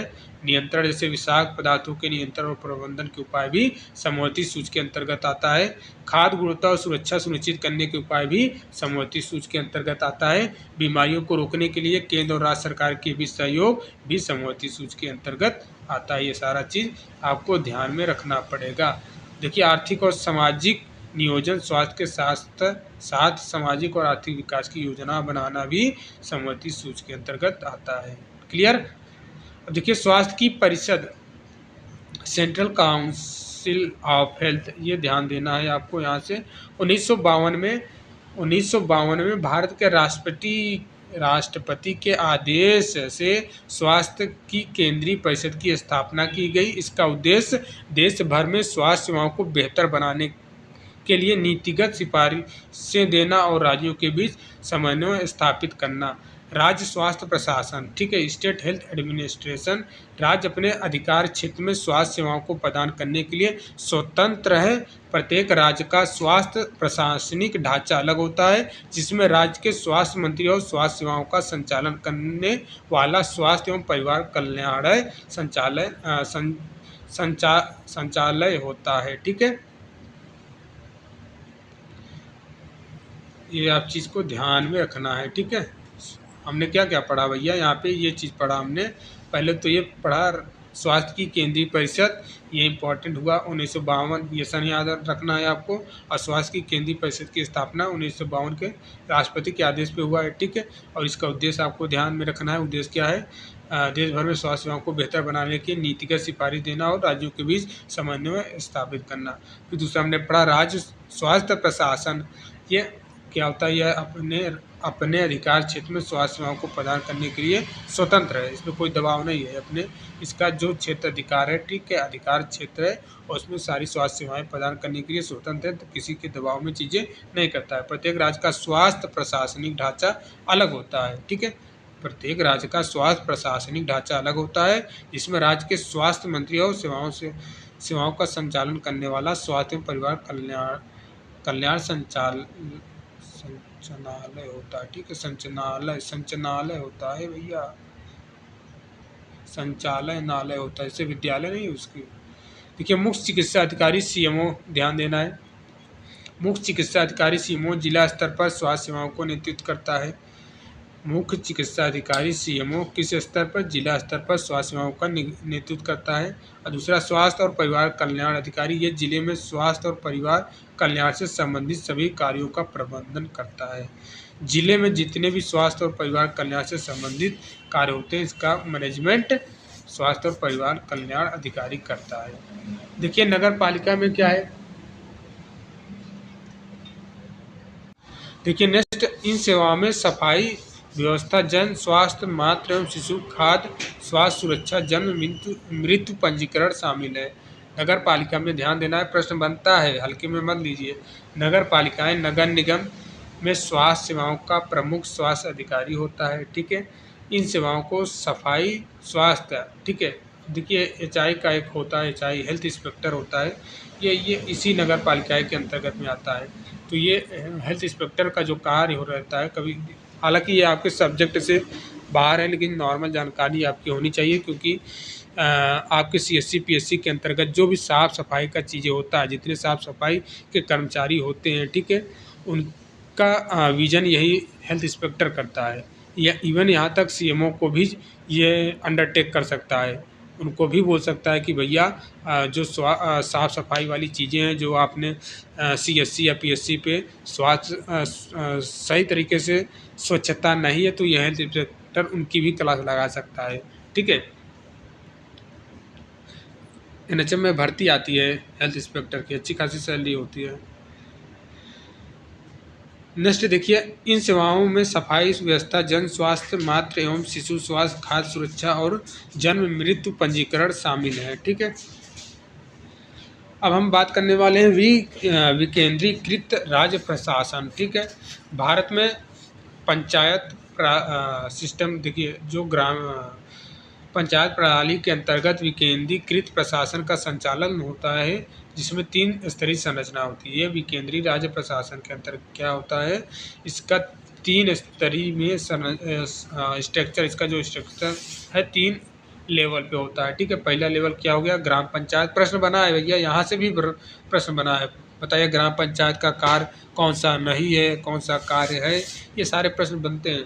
ये सबसे निचले स्तर पर जो ग्रामीण क्षेत्र की स्वास्थ्य सेवाओं का प्रबंधन करता है, किसका, ग्रामीण स्वास्थ्य सेवाओं का, ध्यान देना, ग्रामीण स्वास्थ्य सेवाओं को देखता है, ठीक है। ब्लॉक स्तर पर पहले पॉइंट में ग्राम, दूसरे में ब्लॉक, तीसरे में जिला। तो ब्लॉक स्तर पर क्या है, ब्लॉक स्तर पर स्वास्थ्य कार्यक्रमों का कार्यान्वयन किया जाता है। जिला स्तर पर मुख्य चिकित्सा अधिकारी, जिला स्वास्थ्य अधिकारी मिलकर स्वास्थ्य सेवाओं का संचालन करते हैं। क्लियर। अब हम इसी से संबंधित प्रश्न देख लेते हैं, बहुत हमने थियरी पढ़ लिया, आप बोर भी हो रहे होंगे, ठीक है। अब देखिए प्रश्न बताना है, केंद्रीय स्वास्थ्य मंत्रालय के किस कार्य का प्रबंधन अंतर्राष्ट्रीय स्तर पर होता है। 4 ऑप्शन है, बताइए। देखिए यहीं पे प्रश्न में ही उत्तर छिपा है, ये देखिए अंतर्राष्ट्रीय स्तर पर होता है, तो अंतर्राष्ट्रीय स्वास्थ्य ही होगा ना अंतर्राष्ट्रीय स्तर पर। व्याख्या आप देख सकते हैं। हम नेक्स्ट प्रश्न की ओर चलते हैं। प्रश्न आप जल्दी से बना लीजिए, उसे ज़रूरत नहीं है इसमें टाइम देने की, क्योंकि हम थियरी को कवर करते हुए आ रहे हैं, ठीक है। बताइए इसका करेक्ट आंसर क्या हो जाएगा। राज्य स्तर पर स्वास्थ्य सेवाओं का प्रमुख अधिकारी कौन होता है, राज्य स्तर पर स्वास्थ्य सेवाओं का प्रमुख अधिकारी कौन होता है, तो ये मुख्य चिकित्सा अधिकारी सीएमओ होता है, ठीक है, राज्य स्तर पर। मतलब हर राज्य के जिला स्तर पे होता है, ठीक है। ये भी चीज़ ध्यान देना है, यहाँ पे हालांकि लिखा नहीं है, लेकिन इसका कहने का मतलब वही हुआ। क्यों, क्योंकि भैया ऑप्शन उसी तरीके से लिखा है यहाँ पे, जिला स्वास्थ्य अधिकारी, चिकित्सा अधिकारी या पंचायत प्रमुख, तो उसी के अकॉर्डिंग हम इसको मानना है। ये व्याख्या में देखिए क्लियर कर दिया है। राज्य के जिला स्तर पर स्वास्थ्य सेवाओं का प्रमुख अधिकारी मुख्य चिकित्सा अधिकारी सीएमओ होता है, जो जिले में स्वास्थ्य सेवाओं का प्रबंधन करता है, ठीक है। प्रश्न नंबर 3 बताना है। देखिए निम्नलिखित में कौन सा कार्य समवर्ती सूची में शामिल नहीं है, आ गया ना। अभी हमने आपको ऊपर थियरी बहुत अच्छे से समझाया था, समवर्ती सूची के अंतर्गत कौन से कार्य आते हैं, तो यहाँ पे बताना है समवर्ती सूची में शामिल नहीं है खाद्य अपमिश्रण की रोकथाम, या फिर अंतर्राष्ट्रीय स्वास्थ्य का प्रबंधन, या फिर संक्रामक रोगों की रोकथाम, या फिर श्रम कल्याण नहीं है, ठीक है, पूछा है।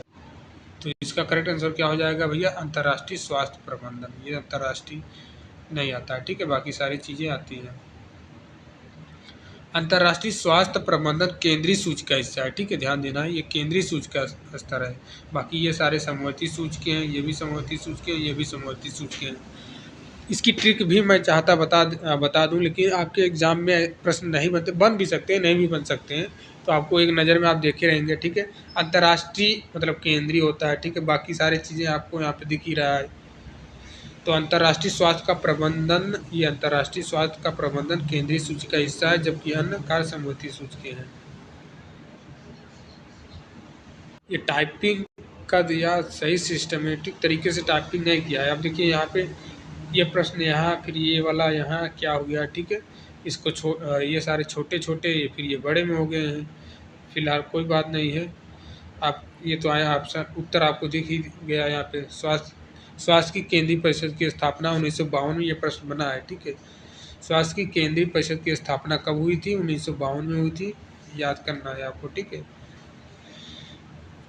यहाँ पे देखना है, स्वास्थ्य की केंद्रीय परिषद की स्थापना 1952 में राष्ट्रपति के आदेश से की गई थी, जिसका उद्देश्य स्वास्थ्य नीतियों की सिफारिश करना था। ठीक है, प्रश्न नंबर 5 करना है, बताना है। प्रश्न नंबर 5 यहाँ पे बताना है। प्रश्न नंबर 5 बताना है भैया, क्या बताना है? प्रश्न नंबर 5 पूछ रहा है कि विकेंद्रीकृत प्रशासनिक ढांचे के अंतर्गत सबसे निचला स्तर कौन सा होता है? सबसे निचला स्तर कौन होता है? 4 ऑप्शन है, बताइए। ये जब से आपका सेशन चल रहा है तब से ही चिल्ला रहे हैं, ग्राम पंचायत सबसे निचला स्तर होता है। ठीक है, विकेंद्रीय प्रशासनिक ढांचे में सबसे निचला स्तर ग्राम पंचायत होता है, जो ग्राम स्तर पर स्वास्थ्य सेवाओं का प्रबंधन करती है। ठीक है, अब देखिए स्तर आप सारे की बात ही स्तर की कर लेते हैं। ठीक है, ग्राम सभा, ग्राम पंचायत के कार्य यहाँ से प्रश्न बनते हैं। ठीक है, ध्यान देना है आपको। देखिए छोटा दिखाई दे रहा होगा, बहुत किसी में छोटा इन्होंने कर दिया है। जैसे पीपीटी तैयार करते हैं, पेज बाय पेज करते हैं, तो पेज को भैया अब क्या है, पैसा इतना है नहीं अपने पास। अगर हम कोर्स बेचते 2000 का, तो बढ़िया टाइपिंग वाले को रखते हैं। तो ऐसे टेम्परेरी, जो नॉर्मल टेम्परेरी, जिसको ज़्यादा चीज़ें नहीं है, टाइप करता है लैपटॉप पे। ठीक है, तो पीपीटी तैयार जो किया है, ठीक है, वो भी कम पैसे वाले को पकड़ा हूँ। आप लोगों से चीज़ें हम फ्री ऑफ कॉस्ट दे रहे हैं, तो अपने जेब से तो करेंगे नहीं करेंगे। ठीक है, फिर भी जितना हो सकता है उतना हम कर रहे हैं। तो फिलहाल आप अपनी जो मोबाइल को खड़े करके देखिए, उसको स्क्रीन को बड़ा कर लिया करिए। ठीक है, घुमा लिया करिए, रोटेट कर लिया करिए, तब क्लियर दिखेगा। अब आप सोचोगे कि हम छोटा करके देखें, तो ये छोटा ऑलरेडी है और छोटा दिखेगा, तो इसलिए रोटेट कर लिया करिए। ठीक है, ऐसे मोबाइल को ना किया करिए। ठीक है, ऐसे खड़ी करके नहीं देखना है, मोबाइल को ऐसे कर लिया करिए। ठीक है, स्क्रीन को ऐसे कर लिया करिए, ऐसे देखा करिए, तब अच्छे तरीके से दिखेंगे सब चीज़। ये सुविधाएं से मतलब नहीं है, कंटेंट में क्वालिटी होनी चाहिए, कंटेंट में दम होना चाहिए। बाकी जो चीज़ें हैं, देखिए आप लोग मदद करें। देखिए पहला चीज़ें हैं कर रहे हैं, आप लोगों की सपोर्ट से ही हम आगे बढ़ सकते हैं। हम भी चाहते तो डिजिटल बोर्ड का इस्तेमाल करते हैं, लेकिन भैया अपना यहाँ पे उद्देश्य ये नहीं है बिजनेस करें, अपना उद्देश्य है आप लोगों से जो वादा किए हैं कि सिलेक्शन दिलवाना है। ठीक है, बस यही वादे को निभा रहे हैं, बाकी देखते हैं आगे क्या हो पाता है। ठीक है, ग्राम सभा, देखिए ग्राम स्तर पे ग्राम सभा या पंचायती राज की बुनियादी इकाइयाँ, हम ग्राम स्तर की बात कर रहे हैं, ग्राम स्तर की बात कर रहे हैं, विलेज लेवल की बात कर रहे हैं, तो जिसमें से ग्राम सभा होता है, ग्राम पंचायत होता है, ग्राम पंचायत। तो ग्राम सभा के अंतर्गत क्या है, पंचायती राज की बुनियादी इकाई। ग्राम सभा में गांव की सभी वयस्क नागरिक शामिल होते हैं। ग्राम सभा द्वारा चुने गए सदस्य और गांव की मुखिया या सरपंच ग्राम पंचायत का नेतृत्व करता है। पूछता है बताइए, ग्राम पंचायत का नेतृत्व कौन करता है? तो सरपंच या मुखिया करता है। क्लियर? अब तो प्रधान सब बोलते हैं। ग्राम पंचायत के कार्य सफाई व्यवस्था, सड़कों की मरम्मत, सार्वजनिक स्वास्थ्य, प्रौढ़ और युवा शिक्षा, जल आपूर्ति, सामुदायिक विकास परियोजनाओं को कार्यान्वयन शामिल होता है। ये याद करना है आपको, ग्राम पंचायत का कार्य। ठीक है, बनता है प्रश्न, पूछ लेगा। बताइए निम्नलिखित में कौन सा ग्राम पंचायत के कार्य नहीं है? सफाई करना, सड़कों की मरम्मत करना, सार्वजनिक स्वास्थ्य, प्रौढ़ और युवा शिक्षा, जल आपूर्ति, सामुदायिक विकास परियोजनाओं का कार्यान्वयन शामिल होता है। ये सारे ग्राम पंचायत के कार्य हैं। अब देखिए ग्राम पंचायत का कार्यकाल 4 से 5 वर्ष का होता है। अब दूसरा यहाँ पे देखिए हमने पढ़ा ग्राम स्तर, अब हम पढ़ते हैं खंड स्तर पर, ब्लॉक लेवल पे। ब्लॉक लेवल पे क्या होता है, ठीक है। खंड स्तर पे क्या होता है, ब्लॉक लेवल पे पंचायत समिति। अब खंड स्तर पर पंचायत समिति का गठन किया जाता है जो 100 गांवों पर लगभग 1,80,000 की जनसंख्या का प्रतिनिधित्व करती है। समिति में ग्राम पंचायतों के सरपंच, विधानसभा सदस्य, खंड के संसद और अनुसूचित जाति जनजाति के प्रतिनिधित्व होते हैं, ठीक है, प्रतिनिधि होते हैं। देखिए पंचायत समिति के कार्य ग्राम पंचायतों को तकनीक सहायता और मार्गदर्शन देना, विकास परियोजनाओं को लागू करना, स्थानीय स्तर पर शिक्षा का प्रसार करना। देखिए तीसरा पॉइंट है जिला स्तर पे जो चीज़ें हैं उस चीज़ को हम देख लेते हैं डिटेल में सब कुछ। भैया कोई सी चीज़ नहीं छोड़ रहे हैं, तभी मैंने वीडियो के थंबनेल में लगा रखा है कि 6 नंबर अगर पक्के नहीं हुए तो आज से पढ़ाना छोड़ दूंगा, और अभी होंगे। ये सारा पढ़ लो, ईमानदारी से पढ़ लो, आप दिमाग में बैठा लो। आगे जो मैं प्रश्न दिखाऊंगा जो आपके यूपी 83 में आए हैं, आसानी से ना बनाएं। आपने बना के नहीं आया तो मुझे आप कहना, ठीक है। जिला स्तर, जिला परिषद जिला स्तर पर जिला परिषद स्थानीय स्वास्थ्य शासन की प्रमुख इकाई होती है।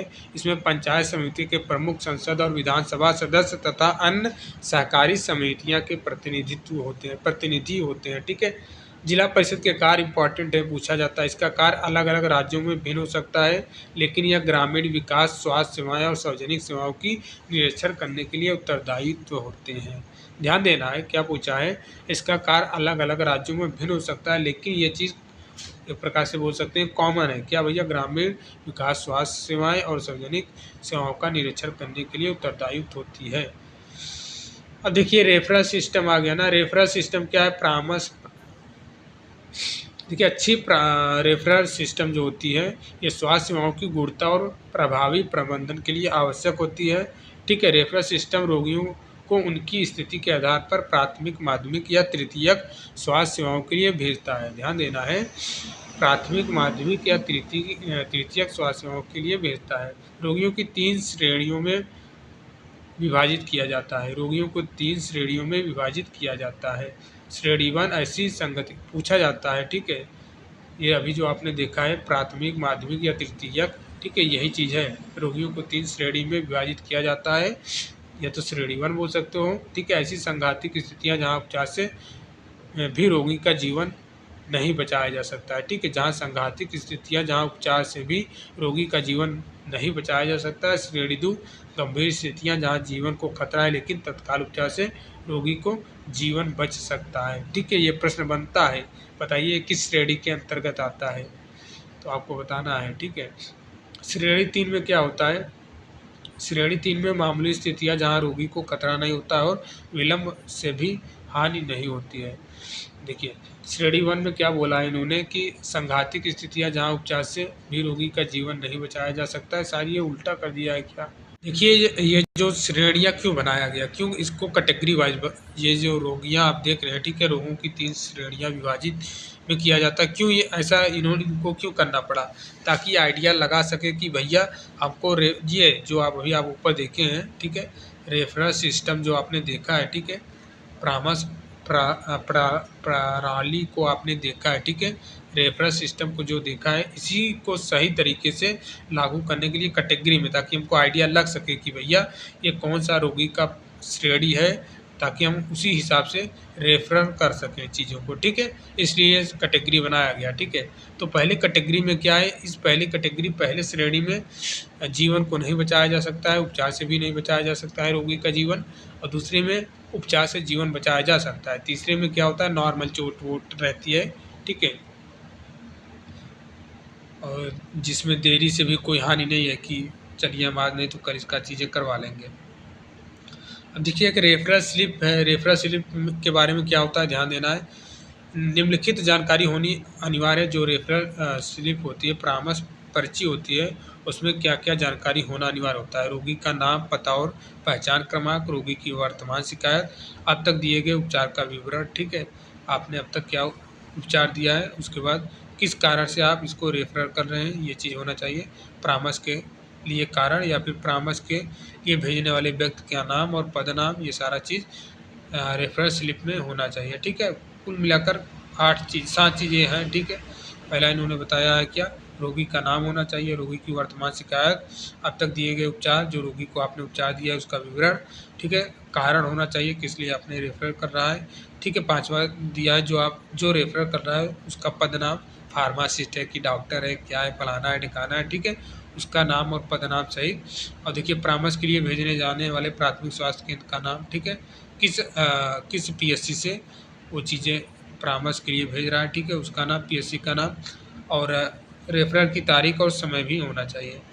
इम्पॉर्टेंट अब आ गया, अब यहीं से और भी इम्पॉर्टेंट चीज़ें निकल के आएंगी सामने। देखिए, अब यहाँ से प्रश्न बनेंगे, भर भर के प्रश्न बनेंगे। ठीक है, WHO आ गया। ठीक है, सबसे पहले आपको ध्यान देना है, ये क्या है, यह एक संयुक्त राष्ट्र की एक गैर राजनीतिक अंतर्राष्ट्रीय हेल्थ एजेंसी है। क्या है ये, WHO क्या है, यह संयुक्त राष्ट्र की एक गैर राजनीतिक हेल्थ एजेंसी है। प्रश्न बनता है और बना भी है। ठीक है, बनता है, बनेगा, बना भी है कि WHO क्या है, ऐसे पूछता है। WHO क्या है, 3 ऑप्शन दे देगा। एक ऑप्शन ये भी रहेगा, संयुक्त राष्ट्र की एक गैर राजनीतिक अंतर्राष्ट्रीय स्वास्थ्य एजेंसी, और ऑप्शन दे देगा, घुमा के देगा, संयुक्त राष्ट्र की एक परंपरागत राजनीति कैसे दे देगा, या संयुक्त राष्ट्र की प्रचलित राजनीति कैसे दे देगा। ठीक है, ताकि आप कंफ्यूज हो जाएं, तो आपको ध्यान देना है, WHO संयुक्त राष्ट्र की एक गैर राजनीतिक अंतर्राष्ट्रीय स्वास्थ्य एजेंसी है, जिसकी स्थापना 7 अप्रैल 1948 को हुई थी। इसका मुख्यालय जिनेवा के स्विट्जरलैंड में स्थित है। WHO का मुख्य कार्य वैश्विक स्वास्थ्य नीति बनाना, आंकड़े संकलन करना, स्वास्थ्य सेवाओं में सुधार करना। इसका कार्य क्या है भैया, वैश्विक स्वास्थ्य स्थिति बनाना। ठीक है, स्वास्थ्य आंकड़े संकलन करना और स्वास्थ्य सेवाओं में सुधार करना। ठीक है, अब देखिए, जब आपने WHO पढ़ा है तो भैया हम चलिए विश्व स्वास्थ्य दिवस के बारे में भी पढ़ लेते हैं। ये विश्व स्वास्थ्य दिवस 7 अप्रैल को मनाया जाता है, जो WHO को स्थापना दिवस को चिन्हित करता है। वर्ष 2012 तक WHO के सदस्यों की संख्या 194 हो चुकी थी। ठीक है, अब देखिए, हम MCQ कर लेते हैं यहाँ पे। ठीक है, MCQ कर लेते हैं। वर्तमान एक बार आप देख लेना, वर्तमान में देखिए इम्पोर्टेंट है, वर्तमान आप एक बार देख लेना, या तो आपको बता ही देते हैं हम। चलिए, तो ये सारे चीज़ें हैं जो आपको ध्यान में रखना होगा। ठीक है, और ठीक है, वर्तमान में भी शायद 194 सदस्य हैं। ठीक है, इसके 2012 तक WHO के सदस्यों की संख्या 194 हो चुकी थी। और देखिए, इसके अगर पूछ लेगा वर्तमान में इसके महानिदेशक कौन है। ठीक है, ये चीज़ को अपने को ध्यान में रखना है। टेड्रोस, ठीक है, टेड्रोस करके हैं एक लोग। ठीक है, टेड्रोस करके हैं, आपको इतना ही ध्यान में रखना है। टेड्रोस एड्रो नाम करके हैं। ठीक है, टेड्रोस, टी से आपको याद करना है, और TA करके है कोई नाम, पहले टी उसके बाद ए करके 2 नाम आता है, TA करके हैं। इथोपिया के हैं सारी, ये इथोपिया के डॉक्टर हैं। पूरा नाम देखिए, नाम भी डिफिकल्ट रहता है कि याद नहीं होता है, लेकिन इतना पता है इथोपिया के डॉक्टर हैं। टेड्रोस से ही नाम स्टार्ट है इनका, जो 2022 से ही, ठीक है, 2022 से हैं। ठीक है, 2022 से इनकी नियुक्त हुई थी, जो अभी तक हैं। ठीक है, हालांकि इतना हार्ड आपके प्रश्न नहीं बनेगा, बस यही स्थापना ही पूछ सकता है। ठीक है, आपके पेपर में एग्जामिनर इतना ही पूछ सकता है कि स्थापना WHO का कब हुआ था। ठीक है, यही सब पूछ लेता है। देखिए, प्रश्न आपको हार्ड लेवल की MCQ WHO से संबंधित हम देख लेते हैं। पहला MCQ भी दिखाई दे रहा होगा। ठीक है, चलिए नेक्स्ट प्रश्न उत्तर हम आपको नहीं दिखाएंगे। ठीक है,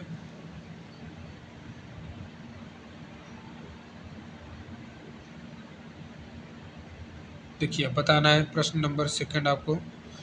ठीक है, परामर्श जो रेफरल सिस्टम है, श्रेणी 2 के अंतर्गत आने वाले रोगी कौन से होते हैं। देखिए, मैंने क्या बताया था, पहले श्रेणी में जो आएगा उपचार देने पे भी नहीं बचेगा, दूसरे श्रेणी में उपचार देने पे बच सकता है, जीवन के लिए खतरा लेकिन उपचार से बच सकता है। ठीक है, और तीसरी से ये मामूली स्थिति जो रहती है 3rd श्रेणी में आता है। ठीक है,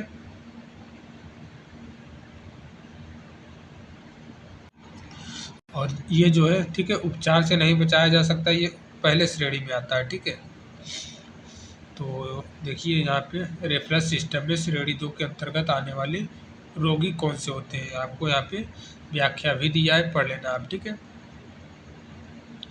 प्रश्न नंबर सेकंड बताना है, विश्व स्वास्थ्य संगठन का मुख्यालय, आसान है, बहुत आसान है, जिनेवा में, टाइम देना नहीं है। WHO के अनुसार विश्व स्वास्थ्य दिवस कब मनाया जाता है? 7 अप्रैल को मनाया जाता है। ठीक है, पंचायती राज प्रणाली के तहत खंड स्तर पर किस प्रकार की समिति होती है? जिला स्तर या फिर ग्राम पंचायत, बताइए। इसका correct answer option B, panchayat समिति होती है। अब देखिए, अब हम आगे पढ़ेंगे, जल्दी जल्दी पढ़ेंगे। नेक्स्ट हमको पढ़ना है, वैश्विक स्वास्थ्य सेवाएं उपलब्ध कराना, बेहतर स्वास्थ्य प्राप्ति हेतु सूची सुनिश्चित करना, रोगों की रोकथाम नियंत्रण। ये क्या है? ठीक है यार, इससे यहाँ पे और पूछा होगा। देखिए यहाँ पे हेडिंग डाल लेना। ठीक है, यहाँ पे आप हेडिंग डाल देना। ठीक है, क्या डालना है? WHO का उद्देश्य। ठीक है, WHO का उद्देश्य क्या है, ये हेडिंग आपको डाल लेना है ऊपर, WHO का उद्देश्य। ठीक है, तो WHO का उद्देश्य क्या है? वैश्विक, पहले ध्यान देना है, वैश्विक स्वास्थ्य सेवाएं उपलब्ध करना, बेहतर स्वास्थ्य प्राप्ति हेतु उच्चतम सेवाएं सुनिश्चित करना, रोगों की रोकथाम और नियंत्रण। ठीक है, WHO का लक्ष्य एड्स, मलेरिया, टीबी जैसी गंभीर संक्रामक बीमारियों को नियंत्रित करना, साथ ही गैर संक्रामक बीमारियों जैसे मधुमेह, हृदय रोग और कैंसर की रोकथाम पर भी ध्यान केंद्रित करना है। ठीक है, देखिए स्वास्थ्य के अन्य महत्वपूर्ण क्षेत्र में भी, जैसे यौन, यहाँ पे देखिए यौन और प्रजनन स्वास्थ्य, वृद्धावस्था और जीवन शैली रोग, पोषण और खाद्य सुरक्षा, व्यावसायिक व्यवस्था, ये भी चीज़ें, मादक पदार्थों का निषेध, ये भी है। ठीक है, अब देखिए स्वास्थ्य संबंधी अनुसंधान। ठीक है, स्वास्थ्य संबंधी अनुसंधान। ठीक है, WHO वैश्विक स्वास्थ्य अनुसंधान को प्रोत्साहित करता है और स्वास्थ्य जानकारी संकलन और प्रसार के लिए उत्तरदायित्व होता है। ठीक है, WHO की प्रमुख उपलब्धियां, ध्यान देना है। अब उपलब्धि क्या थी भैया WHO की, ये भी ध्यान देना है। ठीक है, तो WHO 1950 में WHO ने BCG वैक्सीन के माध्यम से ट्यूबरक्लोसिस नियंत्रण में सफलता प्राप्त किया था। दूसरा क्या है, 1955 में, ठीक है, मलेरिया नियंत्रण कार्यक्रम में सफलतापूर्वक किया। ठीक है, 1965 में मधुमेह की पहली रिपोर्ट जारी की और अंतर्राष्ट्रीय कैंसर समिति का गठन किया। 1974 में WHO ने बड़े पैमाने पर टीकाकरण कार्यक्रम में निवेश किया। ठीक है, 1977 में आवश्यक औषधि की सूची जारी की। 1986 में एड्स, HIV की समस्याओं पर ध्यान केंद्रित किया। और सातवां, पोलियो उन्मूलन, WHO ने पोलियो उन्मूलन के लिए विशेष कार्यक्रम चलाए। तो ये सारे उपलब्धियां हैं WHO को। प्रश्न बनता है तो आपको 7 उपलब्धियां हैं, 1 2 3। ठीक है, ये सन के जो सन दे रखा है, सन ध्यान में रखना है, 4 5। ठीक है, ये सारे उपलब्धियां हैं, WHO ने क्या क्या उपलब्धियां प्राप्त किया है, ये सारे 7 तक हैं। ठीक है, अब देखिए WHO के क्षेत्रीय कार्यालय, ध्यान देना है। WHO का क्षेत्रीय कार्यालय अमेरिका में क्या क्या है भैया? अमेरिका में कहाँ कहाँ पे है? वाशिंगटन DC USA, और अफ्रीका में ब्राज़ील और कांगो, यूरोप में कोपेनहेगन डेनमार्क। आपको इनको ज़्यादा ध्यान नहीं देना है, आपको ध्यान देना है तो पूर्वी भूमध्य सागर, काहिरा और मिस्र। और देखिए दक्षिण पूर्व एशिया, आपको दक्षिण पूर्व एशिया ध्यान देना है। ठीक है, दक्षिण पूर्व एशिया में ध्यान देना है। भारत, जैसे भारत का नई दिल्ली। ठीक है, अभी प्रश्न बनेगा। देखिए WHO की संगठनात्मक संरचना क्या है? जैसे विश्व स्वास्थ्य सभा, ठीक है, वर्ल्ड हेल्थ असेंबली, यह WHO की सर्वोच्च निर्णय लेने वाली संस्था है, जिसमें सभी सदस्य राष्ट्रों के प्रतिनिधि होते हैं। और दूसरा कार्यकारी परिषद। ठीक है, कार्यकारी परिषद में यह तकनीक, देखिए यह तकनीक विशेषज्ञ की एक समिति होती है जो WHO की नीतियों और कार्यक्रमों की योजना के लिए जिम्मेदार होते हैं, कार्यान्वयन के लिए जिम्मेदार होते हैं। देखिए सचिवालय, अब देखिए WHO का सचिवालय जिनेवा, स्विट्जरलैंड में स्थित है, जहाँ से संगठन के सभी कार्यों का संचालन किया जाता है। ठीक है, जिनेवा के स्विट्जरलैंड में। अब हम पढ़ते हैं यूनिसेफ के बारे में। देखिए यूनिसेफ संयुक्त राष्ट्र बाल कोष, यहाँ से भी प्रश्न बनता है। ठीक है, यहाँ से भी प्रश्न बनता है, याद करना है यूनिसेफ के एक एक पॉइंट को आपको याद करना है, ठीक है। परिचय देखेंगे। यूनिसेफ संयुक्त राष्ट्र की एक विशेष एजेंसी है। किसकी एजेंसी है यूनिसेफ? संयुक्त राष्ट्र की, यूएनओ की, ठीक है। यूएनओ की एक विशेष एजेंसी है जिसकी स्थापना 1946 में विश्व युद्ध से प्रभावित बच्चों को पुनर्वास के लिए की गई थी। विश्व युद्ध से बच्चों के पुनर्वास के लिए की गई थी। किसके लिए? बच्चों के पुनर्वास के लिए की गई थी। यूनिसेफ का मुख्यालय कहाँ पे है भैया? यूनिसेफ का मुख्यालय न्यूयॉर्क के यूएसए में स्थित है। इसका संचालन 30 सदस्यों के कार्यकारी मंडल द्वारा किया जाता है। देखिए यूनिसेफ के कार्य, यूनिसेफ डब्ल्यूएचओ और यूनेस्को अन्य अंतर्राष्ट्रीय संगठनों के साथ मिलकर शिक्षा, स्वास्थ्य और बच्चों के कल्याण के क्षेत्रों में कार्य करते हैं। ध्यान देना है, यूनिसेफ, डब्ल्यूएचओ और यूनेस्को अन्य अंतर्राष्ट्रीय संगठनों के साथ मिलकर शिक्षा, स्वास्थ्य और बच्चों के कल्याण के लिए कार्य करता है। प्रश्न बनता है, बताइए यूनिसेफ निम्नलिखित में शिक्षा के लिए कौन सा एजेंसी कार्य करता है? तो बच्चों की शिक्षा के लिए कौन सा एजेंसी कार्य करता है?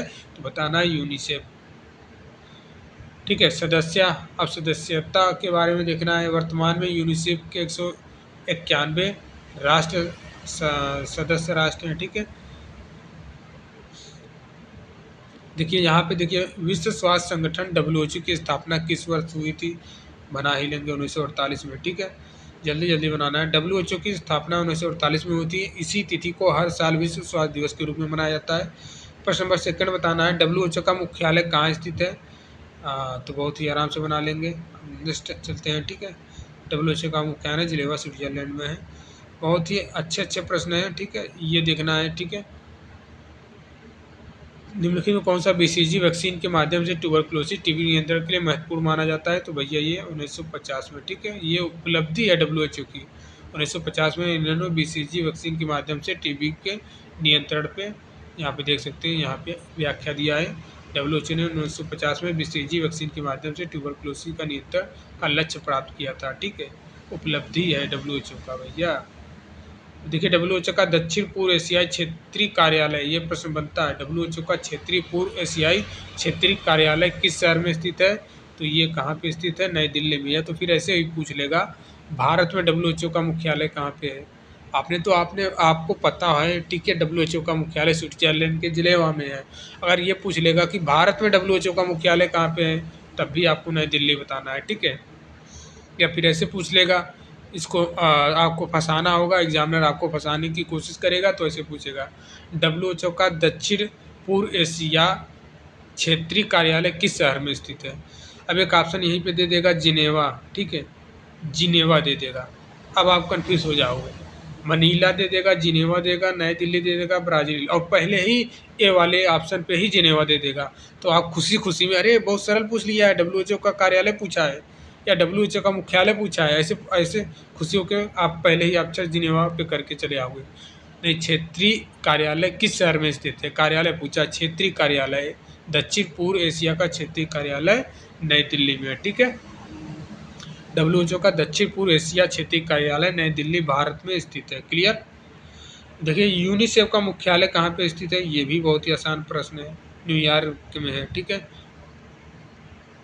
भारत में यूनिसेफ का कार्य, और हम डिटेल में पढ़ेंगे भारत में यूनिसेफ का कार्य, ठीक है। भारत में यूनिसेफ का कार्य, देखिए भारत में यूनिसेफ का मुख्यालय नई दिल्ली में है और इसमें कुल 15 विभाग हैं, ठीक है। 15 विभाग हैं। यूनिसेफ के विभिन्न फील्ड ऑफिस निम्नलिखित हैं, जैसे रांची, भोपाल, गांधीनगर, ठीक है, और हैदराबाद, जयपुर, ठीक है, कोलकाता, लखनऊ के उत्तर प्रदेश में, पटना के बिहार में, मुंबई के महाराष्ट्र में।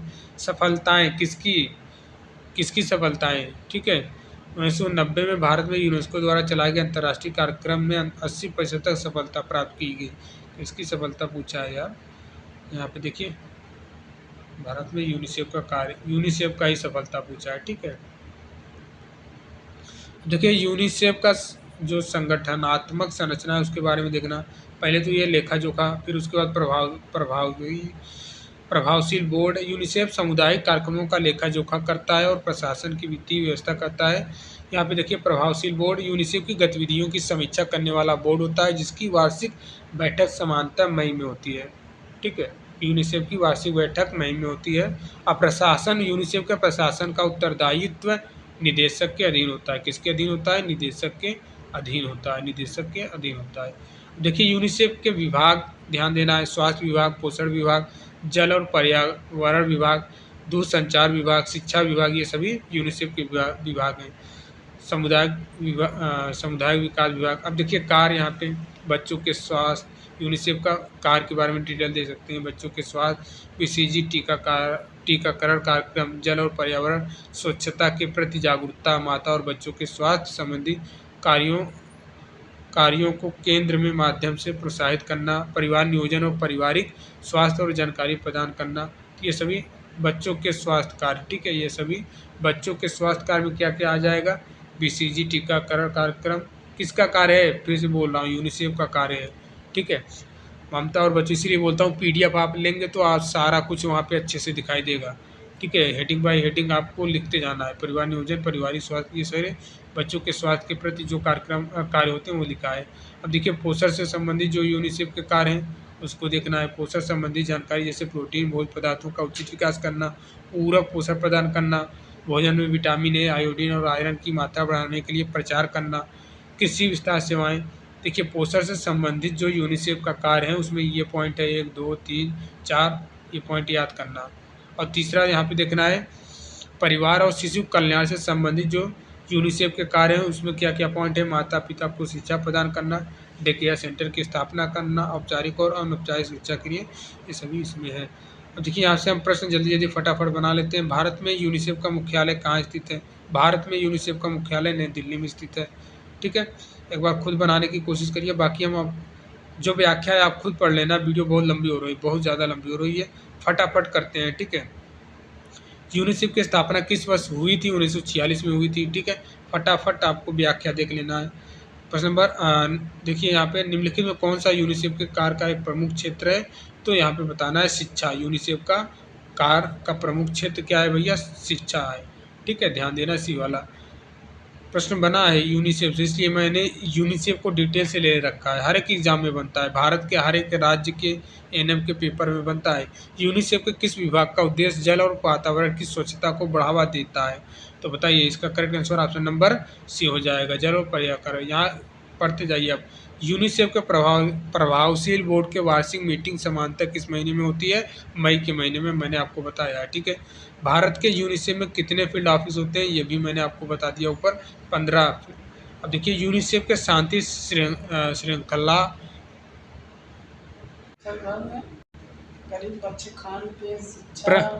देखिए यहाँ पे प्रणाली के उद्देश्य देखिए, किसके उद्देश्य से ये, इसका उद्देश्य क्या है? तो आपको ये चीज़ आपको ध्यान देना है। ठीक है, प्रणाली प्रणाली प्रणाली प्रणाली, देखिए ये गलत फिर यहाँ पे हो गया। ठीक है, क्या ही बता दें। चलिए, टीकाकरण कार्यक्रमों की रख रखाव। ठीक है, यूनिसेफ श्रृंखला छोड़िए इस प्रश्न को, आगे देखिए। अब देखिए हम संयुक्त राष्ट्र जनसंख्या कार्यशाला कोष UN, ठीक है, UNFPA के बारे में देख लेते हैं। इसका कार्य मेन है। और देखिए इसका संयुक्त राष्ट्र जनसंख्या कार्यशाला कोष, इसका हिंदी में फुल फॉर्म क्या होता है? इंग्लिश में भी आप देख लेना। ठीक है, संयुक्त राष्ट्र जनसंख्या कार्यशाला कोष UNFPA भारत में 1974 से सक्रिय है। यह राष्ट्रीय स्तर पर परिवार नियोजन, जनसंख्या नियंत्रण, ग्रामीण विकास परियोजनाओं पर काम कर रहा है। विशेषकर यह बिहार के 11 जिलों में, राजस्थान के 4 जिलों में स्वास्थ्य सेवाओं को सुधारने में संलग्न है। उद्देश्य क्या है इसका? उद्देश्य, पहला उद्देश्य इसका क्या है भैया? राष्ट्रीय गर्भ निरोधक जागरूकता बढ़ाना, जनसंख्या साक्षरता कार्यक्रम विकसित करना, स्वास्थ्य कार्यकर्ताओं की क्षमता को बढ़ावा और परिवार नियोजन के प्रति नया दृष्टिकोण विकसित करना।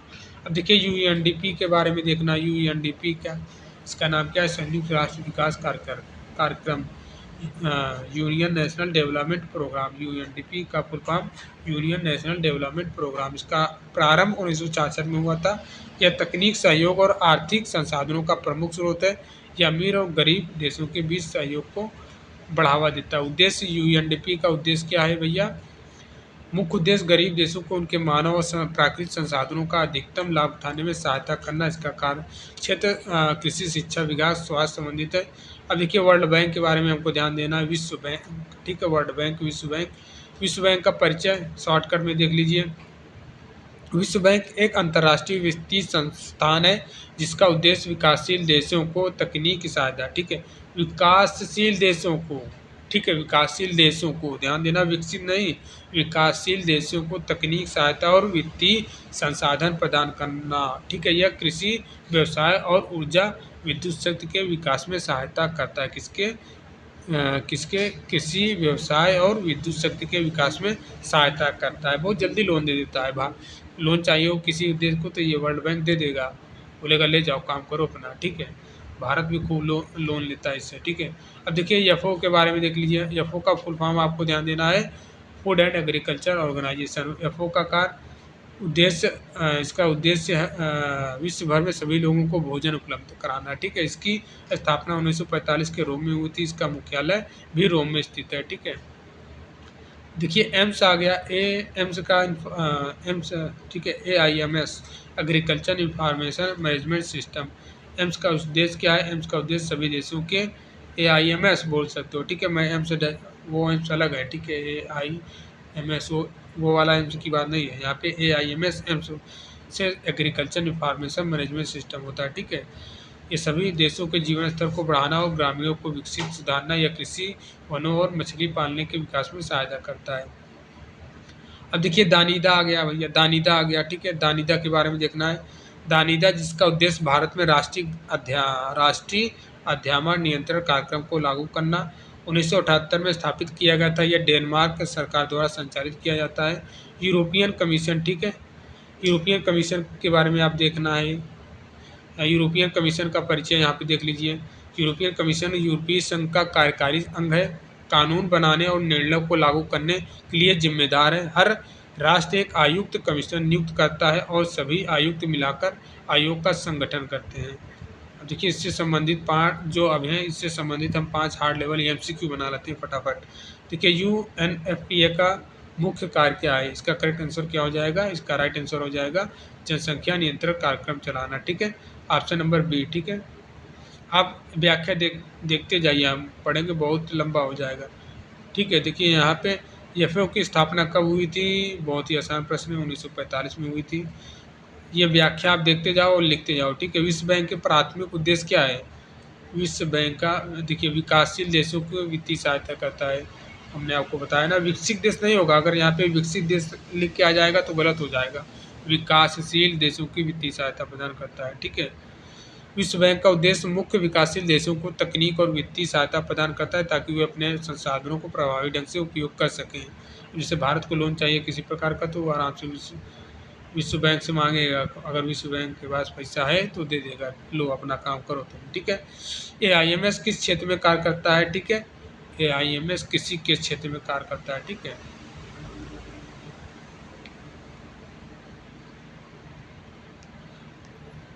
ठीक है, ILO आपके बारे में देखना है, ठीक है। ILO क्या होता है? लेबर, ठीक है। इसका मुख्य उद्देश्य देखिए पहले ILO क्या है? इंटरनेशनल लेबर ऑर्गेनाइजेशन एक संयुक्त राष्ट्र एजेंसी है जो श्रम से संबंधित समस्याओं को समाधान करती है।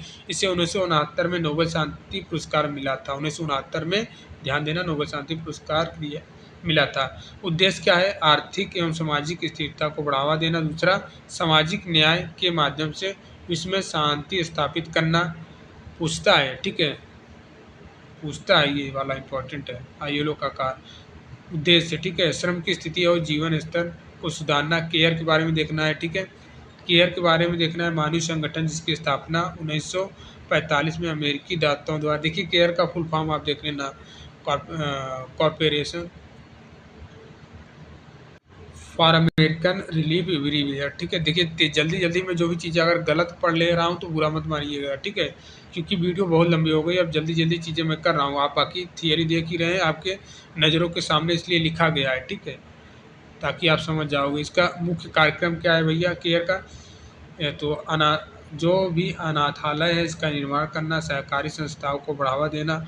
1961 में स्कूलों में निःशुल्क मध्याह्न भोजन वितरण करना ही केयर का काम है, ठीक है। अब देखिए भारतीय रेड क्रॉस सोसाइटी के बारे में देखना है। भारतीय रेड क्रॉस की स्थापना भारतीय रेड क्रॉस की स्थापना 1920 में हुई थी। यह हेनरी ड्यूनेट के सिद्धांत पर आधारित है। किसके सिद्धांत पर? हेनरी ड्यूनेट के सिद्धांत पर आधारित है। इसके 400 शाखाएं पूरे देश में कार्यरत हैं। अब देखिए रेड क्रॉस का कार्य क्या है? रेड क्रॉस का कार्य क्या है? आपदा के समय चिकित्सीय एवं आर्थिक सहायता प्रदान करना। ठीक है, देखिए जब विश्व युद्ध हुआ था ना, उसी समय रेड क्रॉस की को स्थापित किया गया था कि भैया लो, इसका स्थापना बहुत हानि हो गई थी वो। तो इन्होंने क्या बोला कि यार इतना तो पहले चिकित्सीय चीज़ें उपलब्ध नहीं था। इन्होंने बोला कि एक हम लोग ऐसा लाते हैं, एक ऐसा चीज़ लाते हैं जो आदमी को ट्रेन कर सके, ताकि उसका उपचार वगैरह, जिसको हाथ पैर टूट गया, जब भी युद्ध हुआ था, भारी युद्ध हुआ था, ठीक है, क्षति हुई थी, कई लोगों को चोट आया था, किसी का पैर टूट गया था, किसी की ये भी चीज़ें हो गई थी, तो इतना चिकित्सीय साधन नहीं उपलब्ध था। तो इन्होंने रेड क्रॉस को लाया, रेड क्रॉस सोसाइटी को लाया। इसका उद्देश्य ऐसा था कि भैया जो भी चीज़ें हैं प्राथमिक उपचार के माध्यम से चीज़ें को हम थोड़ा बहुत बचाया जा सके, वही चीज़ें हैं। तो ये हेनरी ड्यूनेट के सिद्धांत पर आधारित है। इसकी 400 शाखाएं पूरे देश में कार्यरत है। ठीक है, मुख्य कार्य इसके क्या है भैया? आपदा के समय, ठीक है, वही आपदा के समय चिकित्सकों को आर्थिक सहायता प्रदान करना। दूध वितरण कार्यक्रम भी रेड क्रॉस का है। रक्त भंडार की सुविधा प्रदान करना, रक्त भंडार का भी है। बच्चों की देखभाल और माँ की आवश्यकताओं की पहचान करना। प्राथमिक चिकित्सा प्रशिक्षण प्रदान करना, ये इंपॉर्टेंट है। फर्स्ट एड का ट्रेनिंग भी रेड क्रॉस का काम है। बच्चों की देखभाल और माँ की आवश्यकताओं की पहचान करना। देखिए मैं तो कई बार जाता हूँ, ठीक है, एज अ फर्स्ट एडर में जाता हूँ यहाँ पे रेड क्रॉस सोसाइटी में, चीज़ें देख के आता हूँ। ठीक है, तो कार के बारे में आपको ध्यान देना है। ठीक है, अब देखिए ICCW क्या है? ICCW की स्थापना 1952 में हुई थी। यह बाल कल्याण के अंतर्राष्ट्रीय संगठनों के साथ मिलकर कार्य करता है। इसका मुख्य कार्य क्या है? बच्चों को सुरक्षा सुनिश्चित करना। ठीक है, जो भी यहाँ पे सन है इसको ध्यान में आपको रखना है। बच्चों को शारीरिक, मानसिक, आध्यात्मिक और सामाजिक विकास के लिए सुविधा प्रदान करना। पूछ लेगा ICCW का कार्य, ध्यान देना, बच्चे की सुरक्षा सुनिश्चित करना, बच्चों को शारीरिक, मानसिक, आध्यात्मिक और सामाजिक विकास के लिए सुविधाएं प्रदान करना। ठीक है, अब देखिए हम प्रश्न बना लेते हैं भैया जल्दी से। अंतर्राष्ट्रीय रेड क्रॉस की स्थापना कब हुई थी? 1864 में। ठीक है, नेक्स्ट हम देखते हैं, यहाँ पे देखना 1864 में हुई थी, जबकि इसका विचार 1863 में ही प्रस्तुत किया गया था। यूनेस्को का मुख्यालय कहाँ स्थित है? बहुत ही पेरिस। ठीक है, पेरिस में आपको ध्यान देना है। देखिए इसका पूर्व नाम पूछा US। ठीक है, USAID का पूर्व नाम क्या था? तो इसका पूर्व नाम यूनाइटेड स्टेट टेक्निकल। ठीक है, ये चीज़ आपको ध्यान देखना है। जल्दी ILO का लोबेन शांति 19 हमने ऊपर बताया। ठीक है, 1969 में। ठीक है, अब यह संगठन की स्थापना कब हुई थी? ये भी आपको हमने बता दिया है। ठीक है, 1945 में हुई थी। तो सारे MCQ हो गए। ठीक है, हमने सारा कुछ कवर कर लिया है। अब हम चलते हैं भैया, आप खुद डिसाइड करो। आपने सारा कुछ पढ़ लिया ना? ये देखिए जो पेड वाले हैं आपको PDF हम भेज देंगे। जिन्होंने 200 रुपये फ़ी दिया है, ठीक है, उनको हम ये PDF ग्रुप में भेज देंगे। उनके लिए अलग से ग्रुप बना है। ठीक है, आपको भेज देंगे, आप अच्छे से पढ़ लेना। बाकी जो चीज़ें मैंने जल्दबाजी में, यहाँ पे अभी वीडियो लंबा हो रहा है इसलिए मैंने ज़्यादा समझाया नहीं आपको PDF भेज देंगे, आप PDF ढंग से पढ़ लेना, आप सारी चीज़ को समझ जाएंगे। तो अब हम चलते हैं, आप खुद देख के बताइएगा। UP SSC का पेपर पहले देखेंगे। ठीक है, UP SSC का पेपर देखेंगे, उसमें इस टॉपिक से कितने प्रश्न बने हैं और आप बना पाते हैं कि नहीं। अच्छा, अभी रह गया है क्या कुछ? चलिए अभी और टॉपिक रह गए हैं। ये कहाँ पे रह गया था भाई? इसको वहीं पे आ जाना चाहिए। देखिए आप गोभी, ठीक है, उल्टा सीधा टाइपिंग वाले ने क्या PT तैयार किया है। इसने फिलहाल कोई दिक्कत नहीं, चलिए आगे पीछे ही सही। देखिए गोभी के बारे में नहीं पता होगा। गोभी क्या है? यूनिसेफ ने बाल स्वास्थ्य को प्रोत्साहित करने के लिए गोभी नामक एक रणनीति विकसित की, जो बच्चों में कुपोषण और बाल मृत्यु को दर कम करने के उद्देश्य से बनाई गई थी। क्या करने के उद्देश्य से ये गोभी कार्यक्रम बनाया गया था? ये जो बच्चों में कुपोषण और बाल मृत्यु दर हो रही है, इसी को कम करने के उद्देश्य से बनाई गई थी। गोभी का मुख्य उद्देश्य बच्चों के स्वास्थ्य और विकास में सुधार लाना। इसका ध्यान मुख्य रूप से 4 प्रमुख हस्तक्षेपों पर केंद्रित था। गोभी, देखिए एक वर्ड जी हो गया, दूसरा वर्ड ओ हो गया, बी आई, 4 वर्ड है तो चार चार प्रमुख 4 हस्तक्षेपों पर केंद्रित था। अब देखिए जी का फुल फॉर्म क्या होता है? जी का मतलब क्या हुआ? इसको ग्रोथ, ठीक है, या वृद्धि चार्ट बोल सकते हैं, ग्रोथ मॉनिटरिंग, या फिर आप इसको वृद्धि चार्ट बोल सकते हैं, ठीक है। अब इसी प्रकार इसमें क्या होता है, इस चीज़ को डिटेल में आप देख ही सकते हैं, ठीक है। वृद्धि चार्ट या बच्चे के वजन एवं विकास की मॉनिटरिंग करना, ठीक है। बच्चे के विकास की, देखिए ग्रोथ मॉनिटरिंग, आप इसी को ही याद रखना, ठीक है, वृद्धि चार्ट को ही। इसमें क्या है, यह कदम बच्चे के जीवन और विकास की नियमित निगरानी पर आधारित है, जो बच्चों का नियमित रूप से वजन किया जाता है और उनका विकास चार्ट पर दर्ज किया जाता है। यदि बच्चे का वजन ठीक से नहीं बढ़ रहा है तो उसकी पहचान जल्दी की जा सकती है और आवश्यक कदम उठाए जा सकते हैं। इसमें बच्चों में कुपोषण की रोकथाम की जा सकती है और उनके पोषण में सुधार लाया जा सकता है। क्लियर? अब आगे हम देख लेते हैं। अब देखिए ओ का मतलब वही चीज़ है, ओ का मतलब आप भी ध्यान देना है। ओरल, देखिए ओरल रिहाइड्रेशन थेरेपी मुखी पुनर्जनीकरण चिकित्सा, यह रणनीति डायरिया जैसी बीमारियों से निपटने के लिए बनी है। डायरिया, यह गोभी में जी का हमने देख लिया। अब ओ का मतलब क्या है? ओ ओरल का, ओ का मतलब ओरल रिहाइड्रेशन थेरेपी होता है, ठीक है। ये सारा चीज़ें आप ध्यान दे, ज़्यादा, देखिए हम वीडियो लंबा हो रहा है इसलिए जल्दी जल्दी सारी चीज़ें कर रहे हैं, ठीक है। फिर भी पूरा टॉपिक हम यहाँ पे कवर कर ही दे रहे हैं, ठीक है, कुछ छोड़ नहीं रहे हैं। तो देखिए बी का मतलब क्या हुआ? बी का मतलब गोभी में, ठीक है, गोभी में। बी का मतलब क्या हुआ? ब्रेस्ट फीडिंग, ठीक है, स्तनपान। स्तनपान बच्चों के शुरुआती 6 महीनों के लिए अनिवार्य है और सबसे बेहतर पोषण का स्रोत। इस रणनीति का उद्देश्य माताओं के बीच स्तनपान के महत्व को फैलाना, स्तनपान से शिशुओं की प्रशिक्षण मजबूती और उन्हें अनेक संक्रामक बीमारियों से सुरक्षा मिलती है, ठीक है। अब देखिए यहीं पे, और आई का मतलब गोभी में, अब आपका यहाँ पे आई का मतलब क्या है, ठीक है, आई का मतलब टीकाकरण हो जाएगा। यह बच्चों को 6 प्रमुख घातक बीमारियों जैसे खसरा, पोलियो, काली खांसी, ठीक है, काली खांसी, डिप्थीरिया, टिटनेस और तपेदिक के खिलाफ टीकाकरण पर जोर देती है। टीकाकरण से बच्चों को इन बीमारियों से बचने और शिशु मृत्यु को कम करने में मदद मिलती है।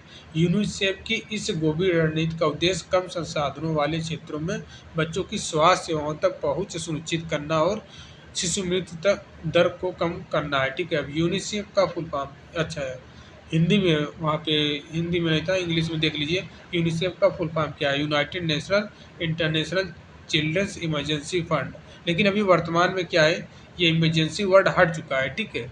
अगर आपके परीक्षा में पूछे जाते हैं, ठीक है, यूनिसेफ का फुल फॉर्म क्या है? United national international children's emergency fund.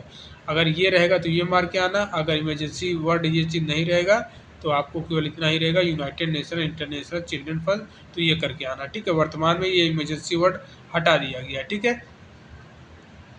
चलिए हम अब प्रश्न कर लेते हैं और आप भी बनाइएगा। अब आइए, यूपी ट्रिपल सी 92/12/2022 में इस टॉपिक से पूछे गए प्रश्न। जो भी आपने पूरा वीडियो देखा भैया, कितने घंटे का, लगभग 1 घंटा होने वाला, 1.5 घंटा हो गया। पूरा महाभारत रामायण हमने बता दिया अच्छे से डिटेल में। तो अब आप अपने से करिए प्रश्न, ठीक है। अरे यार, दिख गया प्रश्न सामने ही, आंसर दिख गया। चलिए अगली बार से नहीं दिखेगा ये प्रश्न, हम हटा देंगे, ठीक है। यूनिसेफ द्वारा मातृ एवं शिशु स्वास्थ्य देखभाल के लिए कौन सा कार्यक्रम, अभी अभी हमने थियरी में बताया आपको। यूनिसेफ द्वारा मातृ एवं शिशु स्वास्थ्य देखभाल के लिए गोभी, ठीक है, गोभी, ये आपका करेक्ट आंसर हो जाएगा। अभी हमने भैया बताया ना आपको गोभी के बारे में। अब आपको बताना है, देखिए यूपी ट्रिपल सी 92/12 में ये दोनों प्रश्न आए हैं, ठीक है। एक उधर वो वाला होगा, एक ये दो इधर रखे हैं, ठीक है। पहला प्रश्न यहाँ पे दिखा है, भारत में WHO का मुख्यालय कहाँ स्थित है, ठीक है। ये तो आसान है, ठीक है। भारत में WHO का मुख्यालय कहाँ स्थित है?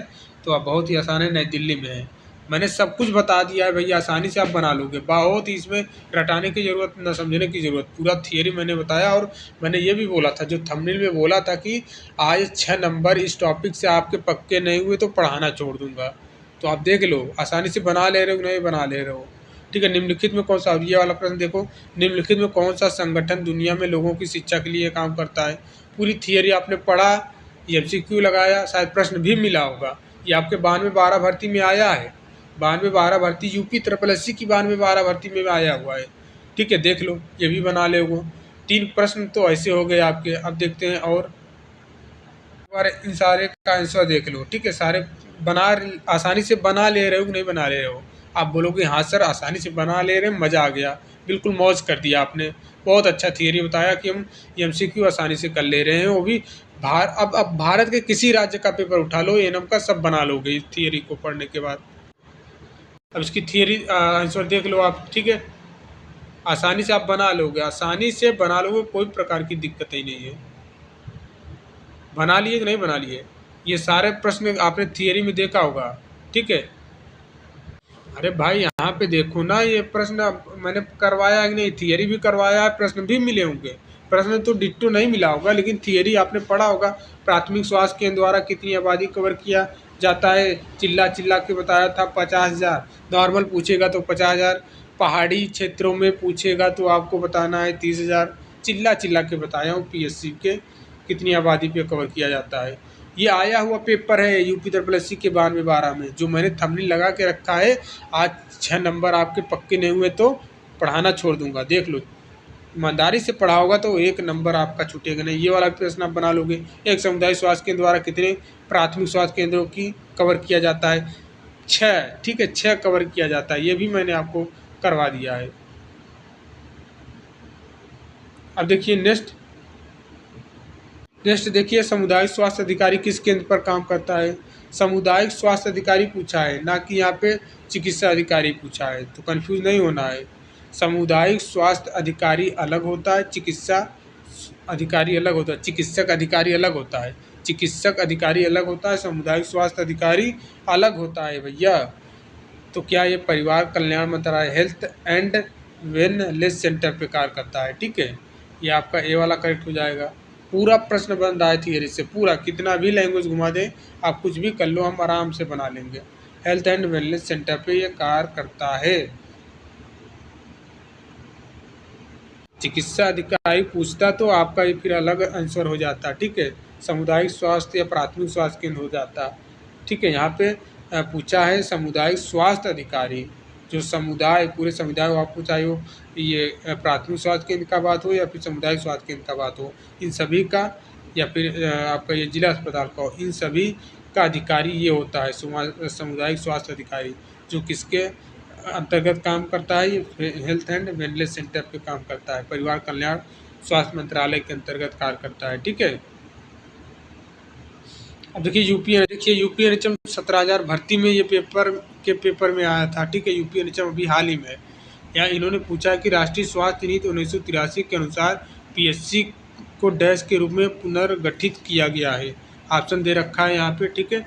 ऑप्शन दे रखा है इन्होंने, पहला ऑप्शन दे रखा है पहाड़ी क्षेत्र में प्रत्येक 30,000 ग्रामीण आबादी के लिए एक पीएससी का स्थापना, ठीक है। बी ऑप्शन दे रखा है मैदानी इलाकों में 30,000 ग्रामीण आबादी पर एक पीएससी, और यहाँ पे उसके बाद दे रखा है, ठीक है। उसके बाद यहाँ पे दे रखा है मैदानी इलाकों में हर 40,000 ग्रामीण आबादी पर एक पीएससी। फिर यहाँ पे दे रखा है मैदानी इलाकों में हर 20,000 ग्रामीण आबादी पर एक पीएससी। चिल्ला चिल्ला के मैंने बताया था अभी थियरी वाले में कि पीएससी पे कितना संख्या होगा मैदानी इलाकों में, कितना पहाड़ी इलाकों में, या फिर नॉर्मल पूछ लेगा तो क्या होगा, ठीक है। अब आप नहीं बना पाओगे, नहीं पढ़ोगे तो वो आपकी गलती है, बाकी सब कुछ कवर हो गया। यूपी एनएचएम 17,000 के पेपर में आया है, देख लो, बड़े आसानी से बना लोगे अगर अच्छे से आपने थियरी को, अभी जो इतने घंटे की हमने वीडियो बनाया, आसानी से बना लोगे पेपर में। अब देखिए ये भी प्रश्न आपका यूपी एनएचएम 17,000 भर्ती में आया है। इसमें क्या पूछा है, देखिए, निम्नलिखित में से कौन प्राथमिक स्वास्थ्य केंद्र का प्रमुख होता है? अब आइए, बहुत ही आसान सा है, ये भी आसानी से बना लोगे, ठीक है, बहुत ही आसानी से बना लोगे, ठीक है। बताने की ज़रूरत नहीं है। प्राथमिक स्वास्थ्य केंद्र का प्रमुख कौन होता है, पता ही है कौन होता है, बताने की वैसे ही ज़रूरत नहीं है, ठीक है। अब देखिए नेक्स्ट, यूपी एनएचएम 17,000 में ये भी प्रश्न आया था, निम्नलिखित में कौन सा प्राथमिक स्वास्थ्य का प्रमुख होता है? वही एक ही बात है, ठीक है, प्राथमिक स्वास्थ्य का प्रमुख होता है पूछा है, ठीक है। अच्छा, ये भी एक ही प्रश्न है, एक ही प्रश्न है, ठीक है, प्राथमिक स्वास्थ्य का प्रमुख होता है। अब देखिए ये यूपी एनएचएम का पेपर में आया था, पहाड़ी क्षेत्रों में पीएससी डैश की आबादी की आवश्यकता को पूरा करता है। आसानी से बना लेंगे, कोई यहाँ पे किसी प्रकार की हम दिक्कत ही नहीं है। पहाड़ी क्षेत्र में पूछा है तो हमने चिल्ला चिल्ला के ऊपर बताया था। अब आप नहीं कर पाओगे, आपकी गलती है। अब देखिए यूपी एचएम 17,000 का भर्ती का पेपर में ये पूछा था, ठीक है। तो पहाड़ी क्षेत्रों में कितना बनाया था, वही एक ही प्रश्न है, ठीक है। पहाड़ी क्षेत्रों में कितना बताया था भैया, 20,000 होगा ना, और कितना होगा यार, आसानी से। अब पूरा जाओ, शुरू से वीडियो आप देख लेना, अगर नहीं कर पा रहे हो तो शुरू से देख लेना। आप स्टार्टिंग में ही पीएससी आया था, पीएससी में बताया था पहाड़ी क्षेत्रों में 20,000। अब देखिए यूपी एचएम 17,000 के फिर इसी में पूछा है क्या, भारत में मैदानी इलाकों में महिला स्वास्थ्यकर्ता, ठीक है, भारत में मैदानी इलाकों में महिला स्वास्थ्यकर्ता कर्मियों के लिए सुझाव गए मानदंड बताएं। इसमें से पहला ऑप्शन दे रखा है 1,000 जनसंख्या पे एक, उसके बाद यहाँ पे दे रखा है बी वाले ऑप्शन में 5,000 जनसंख्या पे एक। तो देखिए मैदानी इलाकों में भारत में मैदानी इलाकों में महिला स्वास्थ्य कर्मियों के लिए सुझाए गए मानदंड बताइए। तो यहाँ पे देखिए मैदानी इलाकों में 5,000 जनसंख्या पे एक महिला स्वास्थ्य कार्यकर्ता होती है। उपकेंद्र वाले में मैंने बताया था सब सेंटर पे, ठीक है, सब सेंटर पे मैंने बताया था, इसका करेक्ट आंसर भी हो जाएगा, ठीक है। अब देखिए बीटीएससी एनएम में जो प्रश्न आए थे इस टॉपिक से आसानी से बना लोगे आप। पहला प्रश्न पूछा है ग्राम पंचायत के संदर्भ में निम्नलिखित में कौन सा कथन सही है। चिल्ला चिल्ला के मैंने शुरू में ही बता दिया है ग्राम पंचायत की ये काम होते हैं, वो काम होते हैं। तो देख लीजिए पहला दे रखा है गांव की गलियों का निर्माण तथा उनकी मरम्मत साफ सफाई अच्छे से ये है कार्य, ठीक है। और ये पेयजल की व्यवस्था के लिए जिम्मेदार नहीं है भैया, नहीं, पेयजल की व्यवस्था के लिए जिम्मेदार है नहीं, इसका पहला सही हो जाएगा, केवल कथन ये सही है, ठीक है। आसानी से, कोई दिक्कत नहीं है भैया। अब देखिए ये बीटीएससी एनएम में इस टॉपिक से पूछे गए प्रश्न, ग्राम पंचायत के संदर्भ में लिखिए कौन सा कथन सही है। अच्छा, वही प्रश्न से हम एक ही प्रश्न दो बार रिपीटेड है। अब देखिए ये बीटीएससी एनएम में जो आया था इस टॉपिक से प्रश्न दूसरा वाला, गांव की समग्र योजना तथा विकास के लिए कौन उत्तरदायी थे। गांव की बात आएगी, समग्र योजना ग्राम पंचायत। बड़ी आसानी से प्रश्न बना ले रहे हो, कोई दिक्कत नहीं हो रहा। थियरी आपने पढ़ लिया है ना, कैसे भी प्रश्न घुमाएगा, आप थियरी पढ़े हो, बहुत अच्छे से बना लोगे। देखिए ये भी बीटीएससी बिहार एनएम में आया हुआ पेपर है। निम्नलिखित में कौन सा उपकेंद्र का कार्य नहीं है। मैंने चिल्ला चिल्ला के बताया था पीएससी का कार्य है, उपकेंद्र का कार्य है, ठीक है, कार्य नहीं है। मातृ जन्म मैटरनल वाला मैंने बताया था, ठीक है, मैटरनल हेल्थ मातृ तथा बाल स्वास्थ्य ये है। उपकेंद्र ग्रामीण क्षेत्रों में मौजूद स्वास्थ्य वितरण प्रणाली की प्रक्रिया आउटपोस्ट ये भी है। कम से कम एक महिला स्वास्थ्य कार्यकर्ता तथा एक पुरुष स्वास्थ्य कार्यकर्ता कार्य होते हैं, वो भी मैंने आपको बताया था, ठीक है। यहाँ पे उपकेंद्र प्राथमिक स्वास्थ्य देखभाल प्रणाली तथा समुदाय के बीच अंतिम संपर्क बिंदु है, ऐसा नहीं है, ठीक है। ये वाला आपका गलत हो जाएगा, नहीं ये पूछा है तो यही नहीं है। उपकेंद्र प्राथमिक स्वास्थ्य देखभाल प्रणाली तथा समुदाय के बीच अंतिम संपर्क बिंदु है, ऐसा नहीं है, ठीक है, अंतिम नहीं है भैया, केंद्र सबसे निचली होती है, ठीक है। स्वास्थ्य देखभाल देखिए बीटीएससी एनएम में पूछा गया, स्वास्थ्य देखभाल प्रबंधन के संदर्भ में उपकेंद्र कितने प्रकार के होते हैं। मैंने आपको बताया था, पीएससी का प्रकार बताया था, पीएससी का भी प्रकार बताया था, तो 2 प्रकार का होता है। बहुत आसानी से मज़े से बना ले रहे हो, पेपर में कोई दिक्कत नहीं हो रहा है। देखा आपने, मैंने जो स्टार्टिंग में ही आपको बताया था कि इतने नंबर फिक्स हो जाएंगे, 6 नंबर, 6 प्रश्न आते हैं इस टॉपिक से। देखिए यूपी SSC 92-12 का पहला प्रश्न ये हो गया, ठीक है। और दूसरा प्रश्न आप यहाँ पे देख सकते हो, ये दूसरा प्रश्न है WHO का मुख्यालय। ये तीसरा, 3 प्रश्न हो गया, ठीक है, 3 यहाँ पे हो गया। और ये देखिए ये चौथा हो गया, ये 5वां हो गया, ठीक है, 5 प्रश्न हो गए। और आपका ये 6 तो मिनिमम मैंने बताया 6 प्रश्न आते हैं, बाकी 6 से ज़्यादा भी आते हैं। वीडियो को पढ़ने के बाद भारत के किसी भी राज्य के एनएम का पेपर उठा लो, आसानी से बना लोगे, कोई प्रश्न नहीं छूटे होने वाला है, ठीक है, इस टॉपिक से अगर आया हुआ होगा तो। उम्मीद करते हैं चीज़ें आपको समझ में आ गई होंगी। तो वीडियो देखिए 2 घंटे का है, आप भरपूर शेयर कर दीजिए, जहां तक हो सके वहां तक वीडियो को पहुंचा दीजिए। 6 नंबर की बात है, 6 नंबर का बात है, 6 नंबर भैया। अब इसी 6 नंबर के लिए आपको हज़ारों वीडियो लोग बनाएंगे पैसा कमाने के लिए, दुनिया भर की चीज़ें करने के लिए। मैंने एक ही वीडियो में निपटारा कर दिया, क्योंकि मुझे पता है मेरे चैनल पे इससे संविदा पे काम करने वाली बहन लोग हैं, जो बेचारों इनका टाइम वैसे ही और शादीशुदा है, सबसे बड़ी समस्या ये है शादीशुदा, घर का काम, ड्यूटी का काम, तो मैं कोशिश करता हूँ आपके टाइमिंग को बचत करते हुए हर एक चीज़ प्रोवाइड करूँ। ठीक है, उम्मीद करते हैं आपको वीडियो पसंद आया होगा। मिलते हैं नेक्स्ट वीडियो में नेक्स्ट टॉपिक के साथ। तब तक के लिए जय हिंद, जय भारत। एक प्रकार से समझ लीजिए ये मैराथन वीडियो हो गया, गला पूरा बैठ गया है भैया। इस मेहनत को लाइक करिएगा, ठीक है, इस मेहनत को शेयर करिएगा ताकि हमें मोटिवेशन मिल सके। आज 2 घंटे की वीडियो बना रहा हूँ, जिस दिन आपका पेपर और नज़दीक आएगा 4-4, 55 घंटे में ऐसे ही वीडियो बना बना के दूंगा ताकि आपका सिलेक्शन 110% हो जाए भैया।